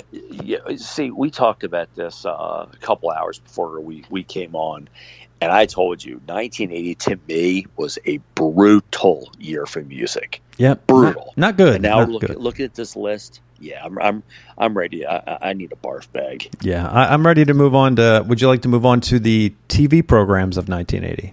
Yeah, man. If you get a 10 share these days, you're huge. Some of these shows got in the 20s and 30s. Now, CBS was on fire in 1980. Yeah, I told you. Number one show, Dallas, and it wasn't close. Of course, that was their big year when they had the Who Shot JR thing. But a 34.5 rating, those guys must have getting paid money, dude. That's insane. You're talking over 1/3 of the country watching your show. Now, to be fair, for people to understand, you didn't have 270 channels plus YouTube plus the internet. You had the TV and you had 13 channels at this time. Maybe more, but it wasn't a whole lot more. And you had the 3 main networks, ABC, NBC, and CBS. Right, no Fox yet. CBS killed it. So number 1, you had Dallas, which was obvious. Number 2, the aforementioned Dukes of Hazzard, which did you say was on the same night on Friday night, right? Yes, it was the Incredible Hulk, followed by the Dukes of Hazzard, followed by Dallas at 10 p.m. Number 3, 60 Minutes, which was the Sunday night program, still getting a 27 share. And 24, so the top 4 shows were from CBS, and it was MASH, which was still crushing it at 25 share. Yeah. And I think there was 9 seasons of MASH, and the first 7 were good. The last 2, they got really political and it got really, I'm not trying to be rude, folks, but it got very liberal, and I just want to go to watch a laugh. It got too serious for me, if you will. You know what? I'm probably going to shock you with what I'm about to say to you. Mm-hmm. I hated that show. You hated MASH? I did not like MASH. The first 5 seasons were the best. I would rather have that aforementioned cheese grater across my back end than sit through an episode of that show. No kidding. Yeah. Now, my dad liked it. My dad would have it on when the show was wrapping up, and then they were showing reruns on, channel 48 or 17 or whatever it was on. My dad would watch it. Now, didn't you say your dad was in the Korean War? My dad served in the Korean War. Yeah. Yeah. So that probably resonated with him. Yeah, he enjoyed watching it, and I don't know. I could not. I've seen several episodes. I just could not get into it, and it was like a culture icon, man. Like people, I think the finale, like it was one of the most watched finales in the history of TV. But it just didn't stick with me, dude. I don't know why. It just didn't. Wow. Yeah, I know I've offended you. Sorry. It was something, though. It was, to me, a show that I loved so much, but the last 2 seasons I can't even watch now. It's just too much. And the number 5 song, without a doubt, one of my favorite, back in the 70s and 80s, even into the 60s, the TV shows, the anthems, what's the word? The song when it opens the show? Yeah, yeah, I know what you mean. Yeah, just the best. This was my favorite. Tell me if you remember this.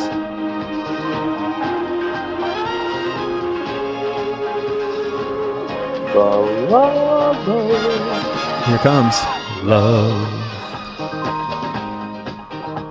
Exciting and new. And it's cool to show the person, they're like looking off to the side and they look at the camera and smile, the old cheesy 80s and 70s intros. They like walk and they stop and they turn to the camera and smile. Dude, I watch Love Boat every Saturday night.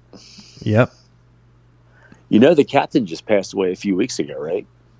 Gavin MacLeod, he died in 2010, didn't he? No, he just died. Gavin MacLeod, he just died like 3 weeks ago. Okay, now I got to look. Gavin MacLeod. There he is. Born 1931. Died May 2021. Yeah, you're right, sir. Yeah, yep. Yeah, I was pretty sad to see that. Yeah, great actor. How old was he? He lived to be 90. 90, yeah. Yeah, he still had his zest for life. He was actually a conservative. He was a Christian. He, in his later years, he did a Christian show, like a podcast with his wife or a radio show with his wife about marriages and healthy marriages and a Christian marriage. And yeah, so I gained quite a bit of respect for the guy. But great show, man. I loved that show as a kid. Yeah, it was phenomenal. Betty White was on that show a lot, and she still looked tremendous back then. Yeah. Number 6 is a favorite of mine to this day. Dude, I love and it had a spinoff, which I loved too, 227, but the Jeffersons, yeah, the number 6 show in the country. Yeah. Another great theme song, Moving On Up. A great theme song, George. Great theme song. Number 7, I was kind of like with you and when you said Tom Petty was 50-50, Alice. It was good. Take it or leave it. It was a good I'm show. shocked that it was in the top 10. Yeah. Don't quite remember. There was a tie for number 8. House Calls. Do you recall that one? I do not. I was thinking the same thing, buddy. I don't remember that one at all. And that was the guy from MASH. John Clark was on it. Or I'm sorry, Wayne Rogers. Wayne Rogers and Linda Redgrave. Lynn Redgrave, excuse me. Now, Three's Company is a funny story that goes along with this. Because of, you got to remember, this show premiered in like 1977, ran for 6-7 seasons. Yep, John Ritter. And back then it was controversial. A guy lived with 2 girls, and him pretending he was gay so he could keep living with them. Funny story. My dad prohibited me and my sister from watching that show. No kidding. My older brothers were allowed to watch it, but me and my sister were absolutely prohibited from watching that show. Wow. Yes. Yeah. I used to watch it. You remember my pop-up, the car lot? They'd run reruns in the afternoon, and I'd sit in the office and watch it. I love that show. Mr. Roper was hilarious, dude. Oh, yeah, he was. Mr. Roper was good. And then I like Mr. Furley. Yeah, they were both tremendous. Absolutely. Yeah, Don Knotts, man. Yeah. Classic. Legend. Yeah, I love Three's Company. And number 10 was something I never watched. What's that? I'm sorry, I didn't mean to cut you off. Go ahead. No, I was going to say, I think I know what you were going to say. Number 10, I watched a lot as a kid. I never watched it. Never saw it? I got really upset when they interrupted my football game. Yeah. Well, I think that show premiered. I think by 1980 it was kind of towards the end of its run, but I watched it as like a really young kid, like when it first came on in like the late 70s. But I did like it. Number 11, I was not a big fan of. How about you? One Day at a Time. No, not really. Actually, I didn't really pay attention to any of them until 14, to be honest with you. Really? Yeah. I love Magnum PI, dude. I'll still watch reruns now. Oh, yeah. Now, it's funny. My mom, so this was 80. So my mom was, at the time, she was like in her late 30s. And she loved Tom Selleck.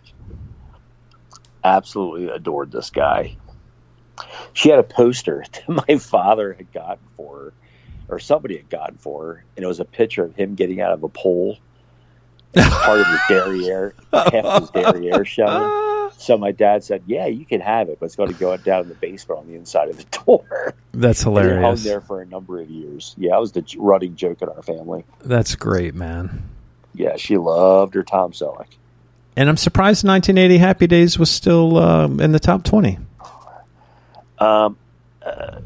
That show, you want to talk about a show that was great and then turned into like whale soup crap. sandwich, yep.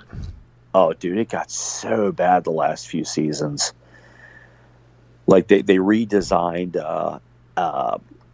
Arnold's, and they made it like dark, and Fonzie had like part ownership, and like Richie had left the show like 5 years before, and it was just bad, man. It was just a bad show. Yeah. When you got Potsy and Ralph Mouth being the main subjects of the show, it's time to move on. Yeah, I agree. It was brutal. And last one, let's talk about before we move on. Were you a Fantasy Island guy? Let's see, which one? Fantasy Island. I did watch it Saturday night. Yes, yeah, I did too. I really enjoyed that.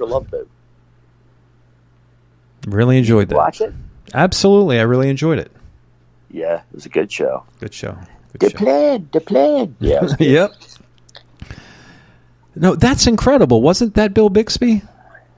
No, That's Incredible was a. Fran Tarkenton. Yeah, it was. It was. Fran Tarkenton, Kathy Lee Crosby, and John Davidson. They were the hosts, and wow, it ran for 5 seasons. Yeah, for some reason, I thought Bill Bixby. That's what I was trying to.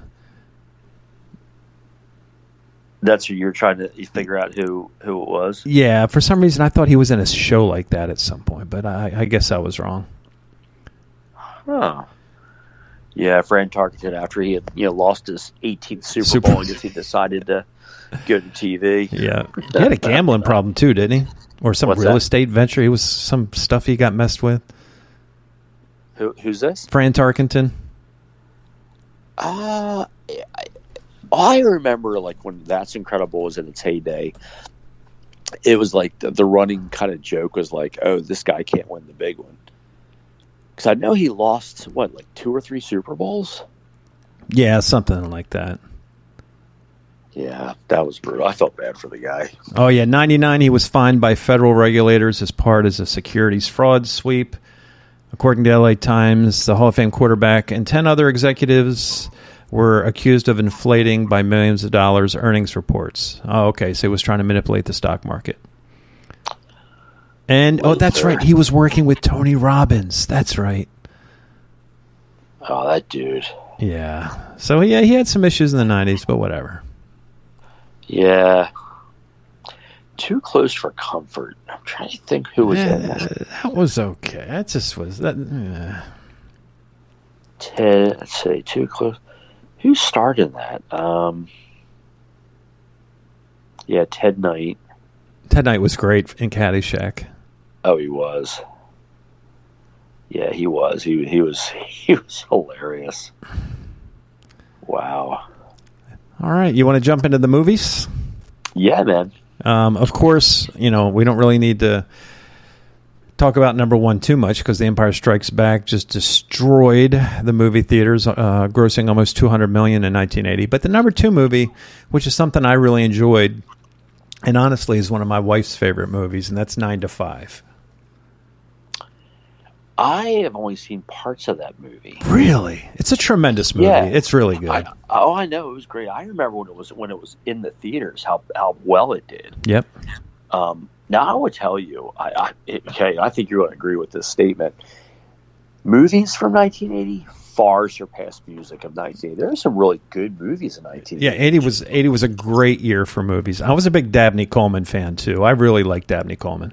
Yeah. Yep. I agree. Smokey and the Bandit 2. That was a great movie. Yeah. Number 3 was one of my favorite Richard Pryor movies, Stir Crazy. It's another Gene Wilder, Richard Pryor movie. They made tons of them together. Do you know who directed that movie? 4. What's that? Do you know who directed that movie? I was shocked. No. Sidney Poitier directed the comedy Stir Crazy. I did not know that. Another legendary actor. Great movie. Yeah. That movie, back in 1980, grossed over $100 million. $121 million to be exact. Yep. Number 4, Airplane, the aforementioned $83 million in 1980. Another Clint Eastwood movie, number 5, Any Which Way You Can. Fan of that one? Yeah, I like anything Clint Eastwood, dude. Anything he's in. Yeah, even, did you see the newest one? What's it called? The something where he's running drugs back and forth? No. That's a great, the Mule. Yes. Great flick, man. Watch it. Yeah, I'm going to. Check it out. It's a good movie. Number 6, I remember I wanted to watch this in the movie theater, but I was only 11. I wasn't allowed to go. Private Benjamin. With Goldie Hawn. Yeah. Never saw it. Good movie. Never saw the next one either. You've never seen Private Benjamin? No, never saw it. Great movie. No, I haven't seen this one either. I don't, and I probably won't. But it's Coal Miner's Daughter. Yeah, no. Hard pass. Mostly because I'm not a country music fan. Yeah, me neither. Never have been, never will be. No. Smokey and the Bandit 2. I mean, come on. Sally Fields, Burt Reynolds, Jackie Gleason, and Dom DeLuise. I used to watch Dom DeLuise just sit on the set of Johnny Carson, and whatever comedian was talking, he would just die laughing and get me laughing. He was hilarious. I like Dom DeLuise. I love him. And I tell you what, Smokey and the Bandit, usually the sequels are like, they're hard to follow up. It was actually a good sequel. Yep. This one I never saw. Did you see Blue Lagoon? Nope. And number 10 should be higher on the list. It should be number 3. Number 3 or 4. Yeah, Blues Brothers is classic. It's tremendous. I mean, that was, I was always a big Aykroyd fan, but John Belushi, we all know he had his demons and he cut his career early, a la, many other famous comedians. But man. Yeah, I agree. Dude, do you remember Carrie Fisher was in that movie? Let me think about this. Carrie Fisher was in that movie. John Candy was in that movie. Cab Calloway, Aretha Franklin, Ray Charles, Shaka Khan. I mean, that movie was loaded and star-studded. Wow. I didn't realize that. Yep. James Brown. I mean, come on, man. Huh. I wonder what the budget was for that movie. My goodness. Probably $2.5 million. It was, the budget was $27 million, which is unheard of in 1980. But it worked out. They made $115. Yeah. Wow. You know who won the Academy Award that year? Never saw this movie either. Are you talking about in 1980? Yeah. Are you talking about the film or the actress? No, film. Who won What movie won the Academy Award for Best Picture? For Best Picture, that was 80, so it would have been Ordinary People. Yeah, like, have you ever seen that? Yeah, it was. Look, I'm a Redford fan. I thought it was sometimes that the movie that makes that is too serious for me, and that's just, it was a good movie. I've probably seen it 2 or 3 times, and it's a good movie. But it's just not my genre.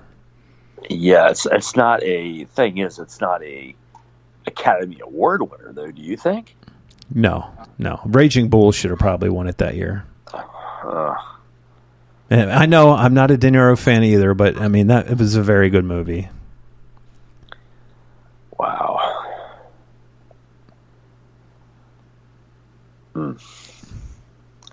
Yeah, the movie selection was much, much, much better. Oh yeah, Airplane. I would watch Airplane more than I'd listen to 90% of the movies that ranked in the top 100. Oh yeah. Yeah, Airplane is just an all-time. I'm actually going to try to stream, not tonight, but soon I'm going to try to see if I can stream it or find it somewhere. Which movie? It's got to be out there somewhere. Great movie. Which one? Well, Airplane. Oh yeah, we own that on DVD.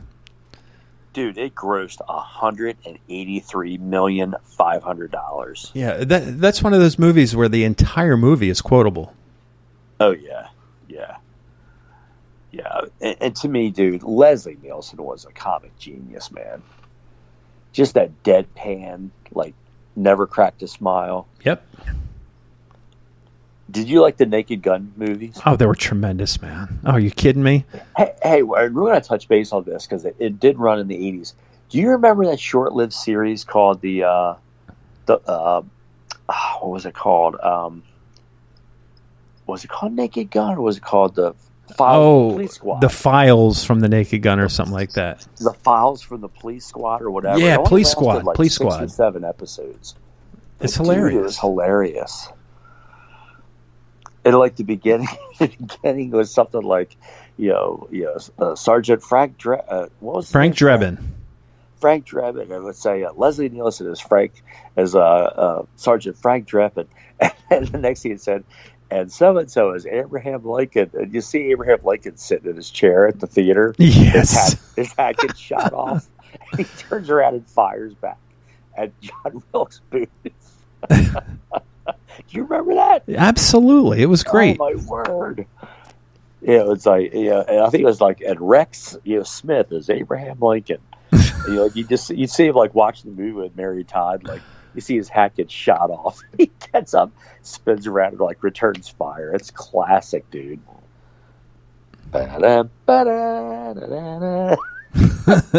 It's just awesome, man. It was, man. But people could appreciate that kind of humor. Because like I said, I think if you look it up, I think it only lasted like 6 episodes. That's crazy. Yeah. Like that was a classic show, man. In fact, now I got to look it up. Because now I want to see how many episodes it lasted. Police Squad TV show. Here we go. Let's see. Police Squad. It ran in 82, so we were going to touch base on that. It was created by David Zucker and Jim Abrahams. Jim Zucker, yeah, he's the one who actually did Airplane. Yeah, yep. 6 episodes. 1 season, 6 episodes. Oh, man. Leslie Nielsen, Alan North, Ed Williams. They're all dead, too. They're all That's gone. so sad. Yeah. Oh, and actually, ABC announced the cancellation of Police Squads after 4 of its 6. So after the 4th episode, they decided to cut it, to cancel it. And then they ended up showing the last 2 episodes later that summer. Wow. You can buy it on DVD. That's actually pretty cool. You can? Yeah. Yeah, the series was released in Blu-ray format on April 14th, 2020. Oh, I need to get that, dude. Oh, yeah. And then, of course, 6 years after the cancellation of Police Squad, the first Naked Gun film was released titled The Naked Gun.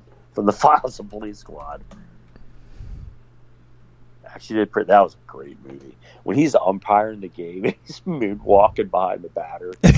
Yes, because he's like, at first he throws the pitch, he doesn't say anything, and he just goes, strike, and the crowd goes crazy, and he starts getting into it.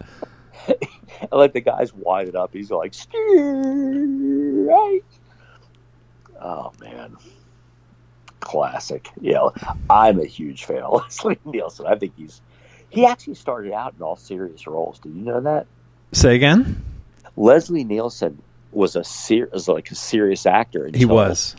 Until later in his career, the end of his career. Yep. Oh, man. Yeah, he's a tremendous actor. He's missed.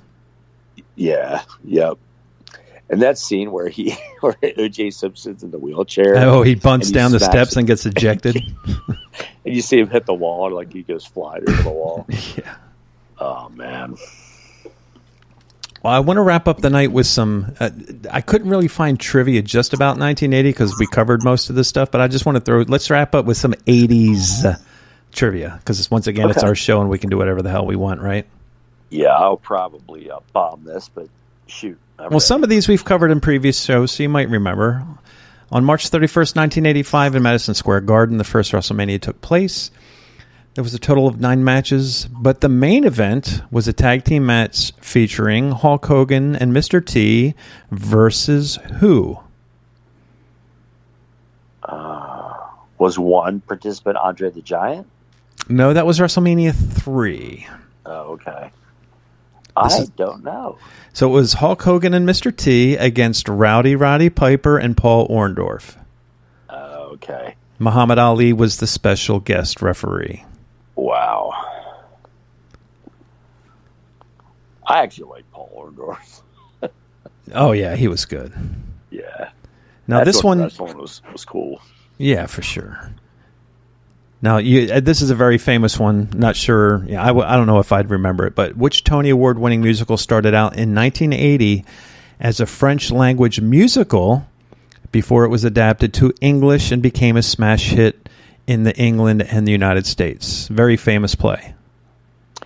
Oh, the one that is pronounced. It looks like you pronounce it one way, but it's Les Miserables. Yes. Ding, ding, ding, ding, ding. I used to, back in the day, I thought it was Les Miserable. Less miserable. Yeah. Okay, I'm going to give you multiple choice on this one. The 1980s ushered in the age of the Walkman. Which of these cassettes would not have been released in the 80s? Your choices: Thriller by Michael Jackson, Please Hammer Don't Hurt 'Em by MC Hammer, The Joshua Tree by U2, or Like a Virgin by Madonna. That was not released in the 80s? Correct. What was the second one? Please Hammer Don't Hurt 'Em. Correct. MC Hammer. That is right. That came out in 1990. Yeah. He made a lot of money off that. Yeah, his one and only hit.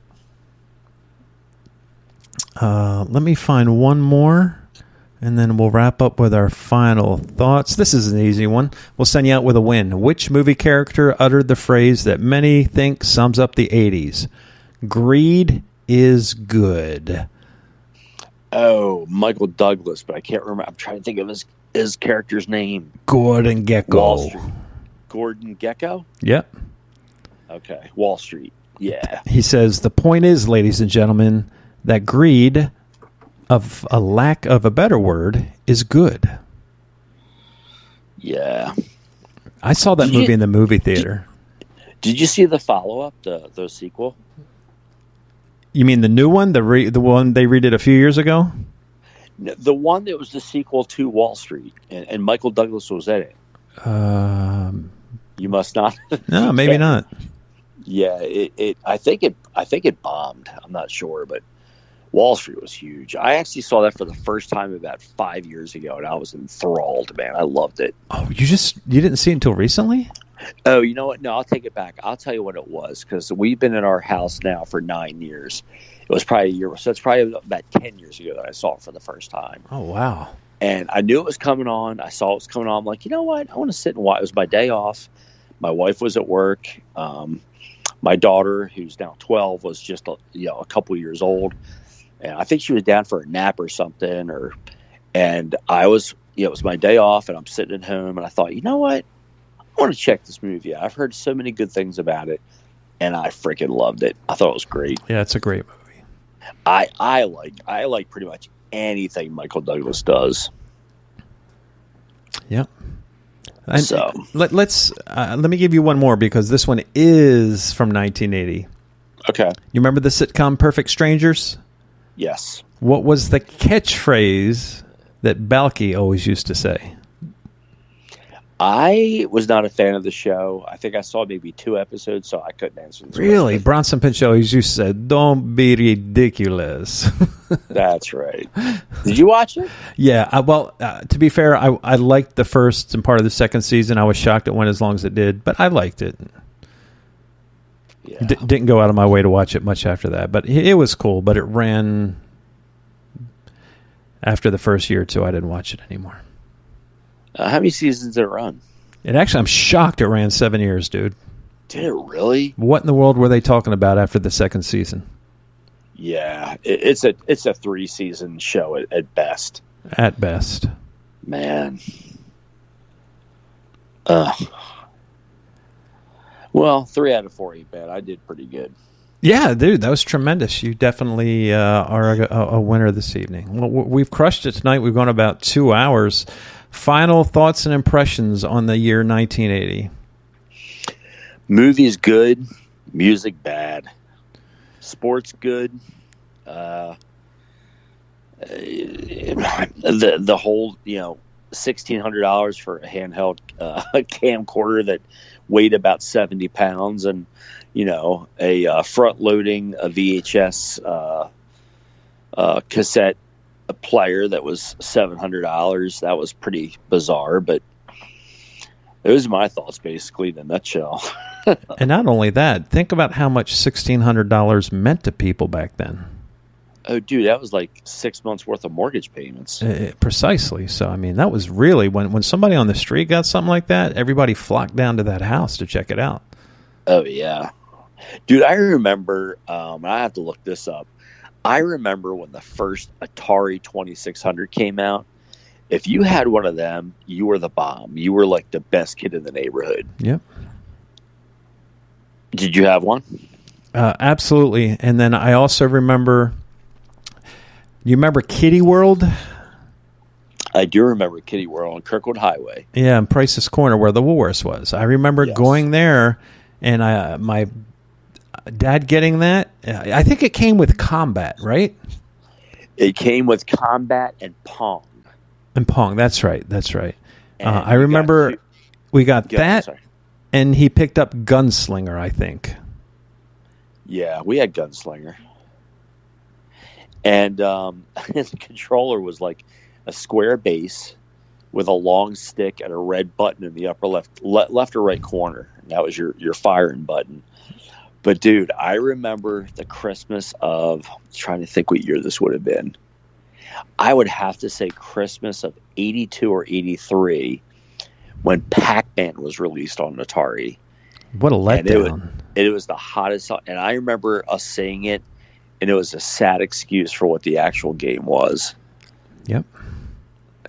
Like, he'd eat dots, and it was like the dots were like like blips. And instead of like gobbling, we'd go. Do you remember? Dude, I was so pissed off when we got that game. I'm like, this is garbage. Like, Pac-Man only faced one way the whole time. In the arcade game, if you go up, he faces up, he turns left, he turns right. It was like... and his mouth was constantly moving. His mouth never stopped. You could be sitting still, and his mouth was just like pulsating. Yeah. I'm like, what is this crap? It's like the people at Atari made so much money and were doing so much cocaine, they would just put out whatever and make millions off it. They didn't even care. You know what else? Like, it's funny how times have changed. You know what else was a huge game for the Atari system? And this is probably going back to like 81 maybe. It was one of the first Atari games. Do you remember the game Adventure? Yes. That was fun, man. Oh, it was fun. Back in the day, man, you'd go through mazes, and there was a yellow dragon, a green dragon, and the red dragon was the hard one. Yeah, you'd have to get the keys and unlock stuff. Yeah. But weren't you just like a square rolling around? And your character was just a square. Yeah. And you had the sword, and if you stabbed him, like his head would go back, but if you killed him in front of a path, your game was over because you couldn't get past. Do you remember that? Absolutely. Like you'd kill the dragon, but if you killed them in a path accidentally where you need to get past, you'd have to reset the game because you couldn't get past them. Oh man, adventure. Let's look at that some was state of the art, bro. Yeah, most of these games started coming out in like the mid to late 70s. Yeah. Yep. Yeah, when you see how far games have come now, oh my word. It's shocking to see. It is crazy. Let's see what other games came out during this time. Adventure, that came out in 1980. It did. Absolutely did. I was off by a year. Circus Atari, that was fun. Use the paddle and the guys would bounce up and down and try to break the balloons. Wow. And Night Driver was one of my fun games. Night Driver. That was badass. Yeah, let's see. I think Yar's Revenge was probably one of my all-time favorites. I had forgotten about Yar's Revenge. Wow. Can you believe that Pac-Man for Atari sold 7 million copies? No, you're joking. Despite its commercial success, Pac-Man was lambasted by critics for poor visuals and sound and bearing little resemblance to the original game. But folks, you got to understand, people didn't care. Pac-Man was just... People would wait in line and put your quarter up and wait to play. Yeah. Yep.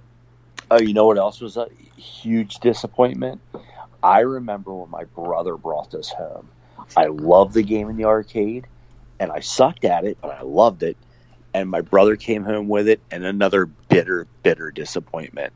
What's that? And that Asteroids. Oh, that sucked. Oh, it was horrible, dude. Like, how do you mess up Asteroids? Like, I can kind of give you slack on Pac-Man, but a freaking little square, triangle ship with a freaking bunch of boulders floating around.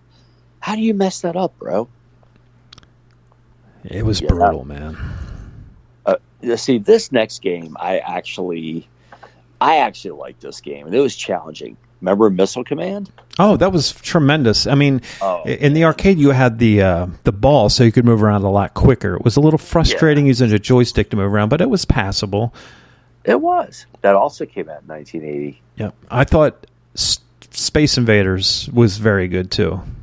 I did like Space Invaders, and that's similar to my next game, and that was Centipede.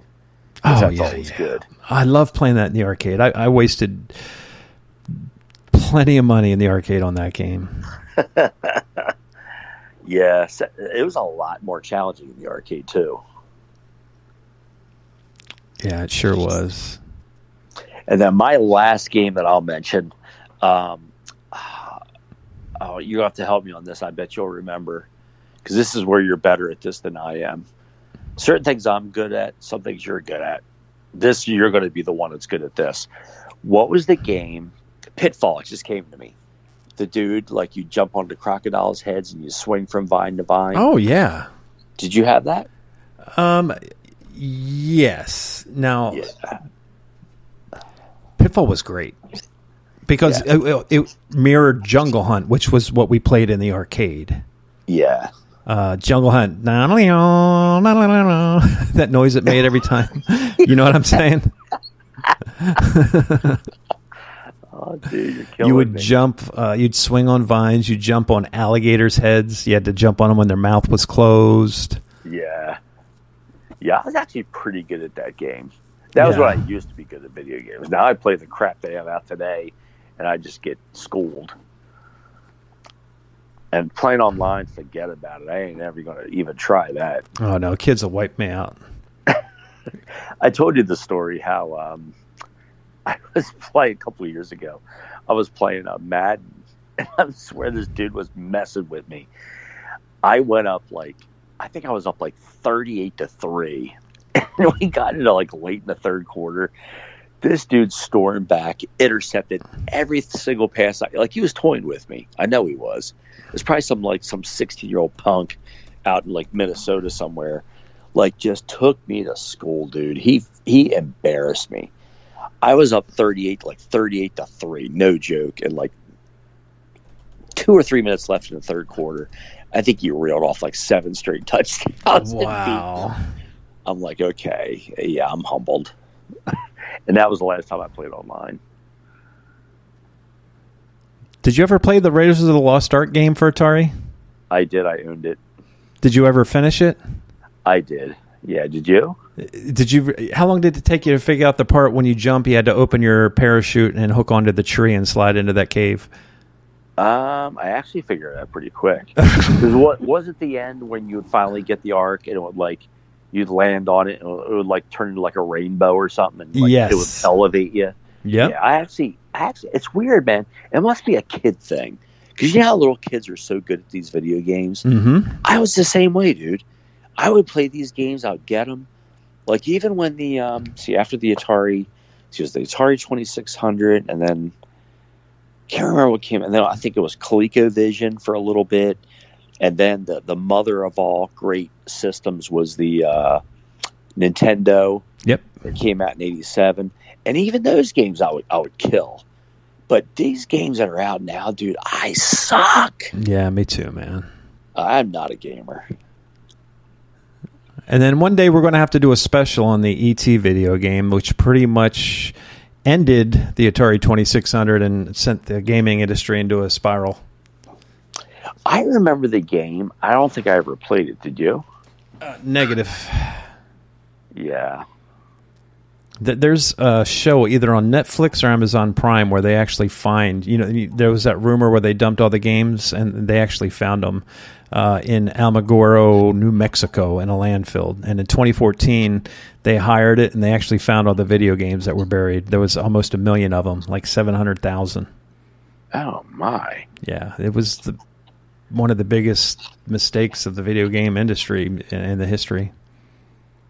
Wow. Learn something new every day. Yes, sir. That's one of those. Another show. Now you have 3 shows you guys got to go watch. Yeah. Yep. You keep me informed, George. Likewise, bro. 1980 for me. I'll echo what Gunnar said. Music was not very good. But listen, by 1982, we're going to be talking about some really, really good music. Oh, you know what, man? It's like pulling a sword out and running down an aisle of a store as a kid, man. You hear that music. It's they're like anthems. Yep. They get your blood going. They get your heart racing. 82 is when music for me just freaking took off in the atmosphere. Sure did. 82 to 87 was just off the chart. Yeah. Yeah. I would agree with that. I was going to say 82 to 85, but dude, we talked about this in a previous show. 87 was unbelievable for releases. It was a monster year. And then the following year in 89, the boy band started to make an appearance and we went downhill again. Yeah, and I was done. Yep. Sports were tremendous. And I think the biggest event, I'll always remember John Lennon dying and Mount St. Helens and, of course, the 1980 Olympics. With the hockey team. Yeah. And that was 41 years ago, bro. That's hard for me to fathom. Yeah, that's when I feel like a freaking brittle old man, man. When I look back, I was just a little kid, but, I can remember those years so well. Like John Lennon, dude, I can remember that so well. Yep. It's weird, and this will be at our next show. But the following year, when the attempt on John Hinckley, John Hinckley Jr. on Reagan, on Ronald Reagan, I remember that like it was 5 years ago. I can remember where I was. I remember reading about it in the paper, and it just, I don't know, man. That That does not seem like that was 40 years ago. It just doesn't. No.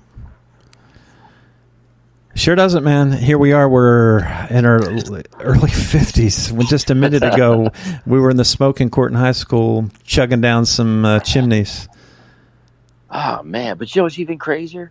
We're grandparents. We're granddads. Dude, I just had my 7th grandchild the other day. I know, man. And shame on you. You never even told me you were expecting one. I think I did. You probably just don't remember.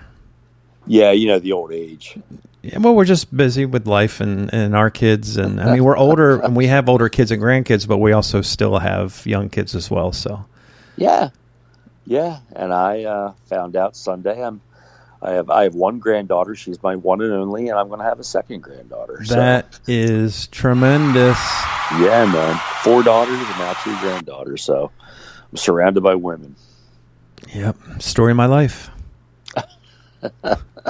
And well, it's been fun, man. We waited too long, but like I said, sometimes when you have to wait for something, it makes it sweeter. So it was fun tonight. Yeah, and it keeps us young too, right? Yeah, absolutely. Reminiscing, keeping the mind flowing, the neutrons and brain cells moving. So yeah, it was cool.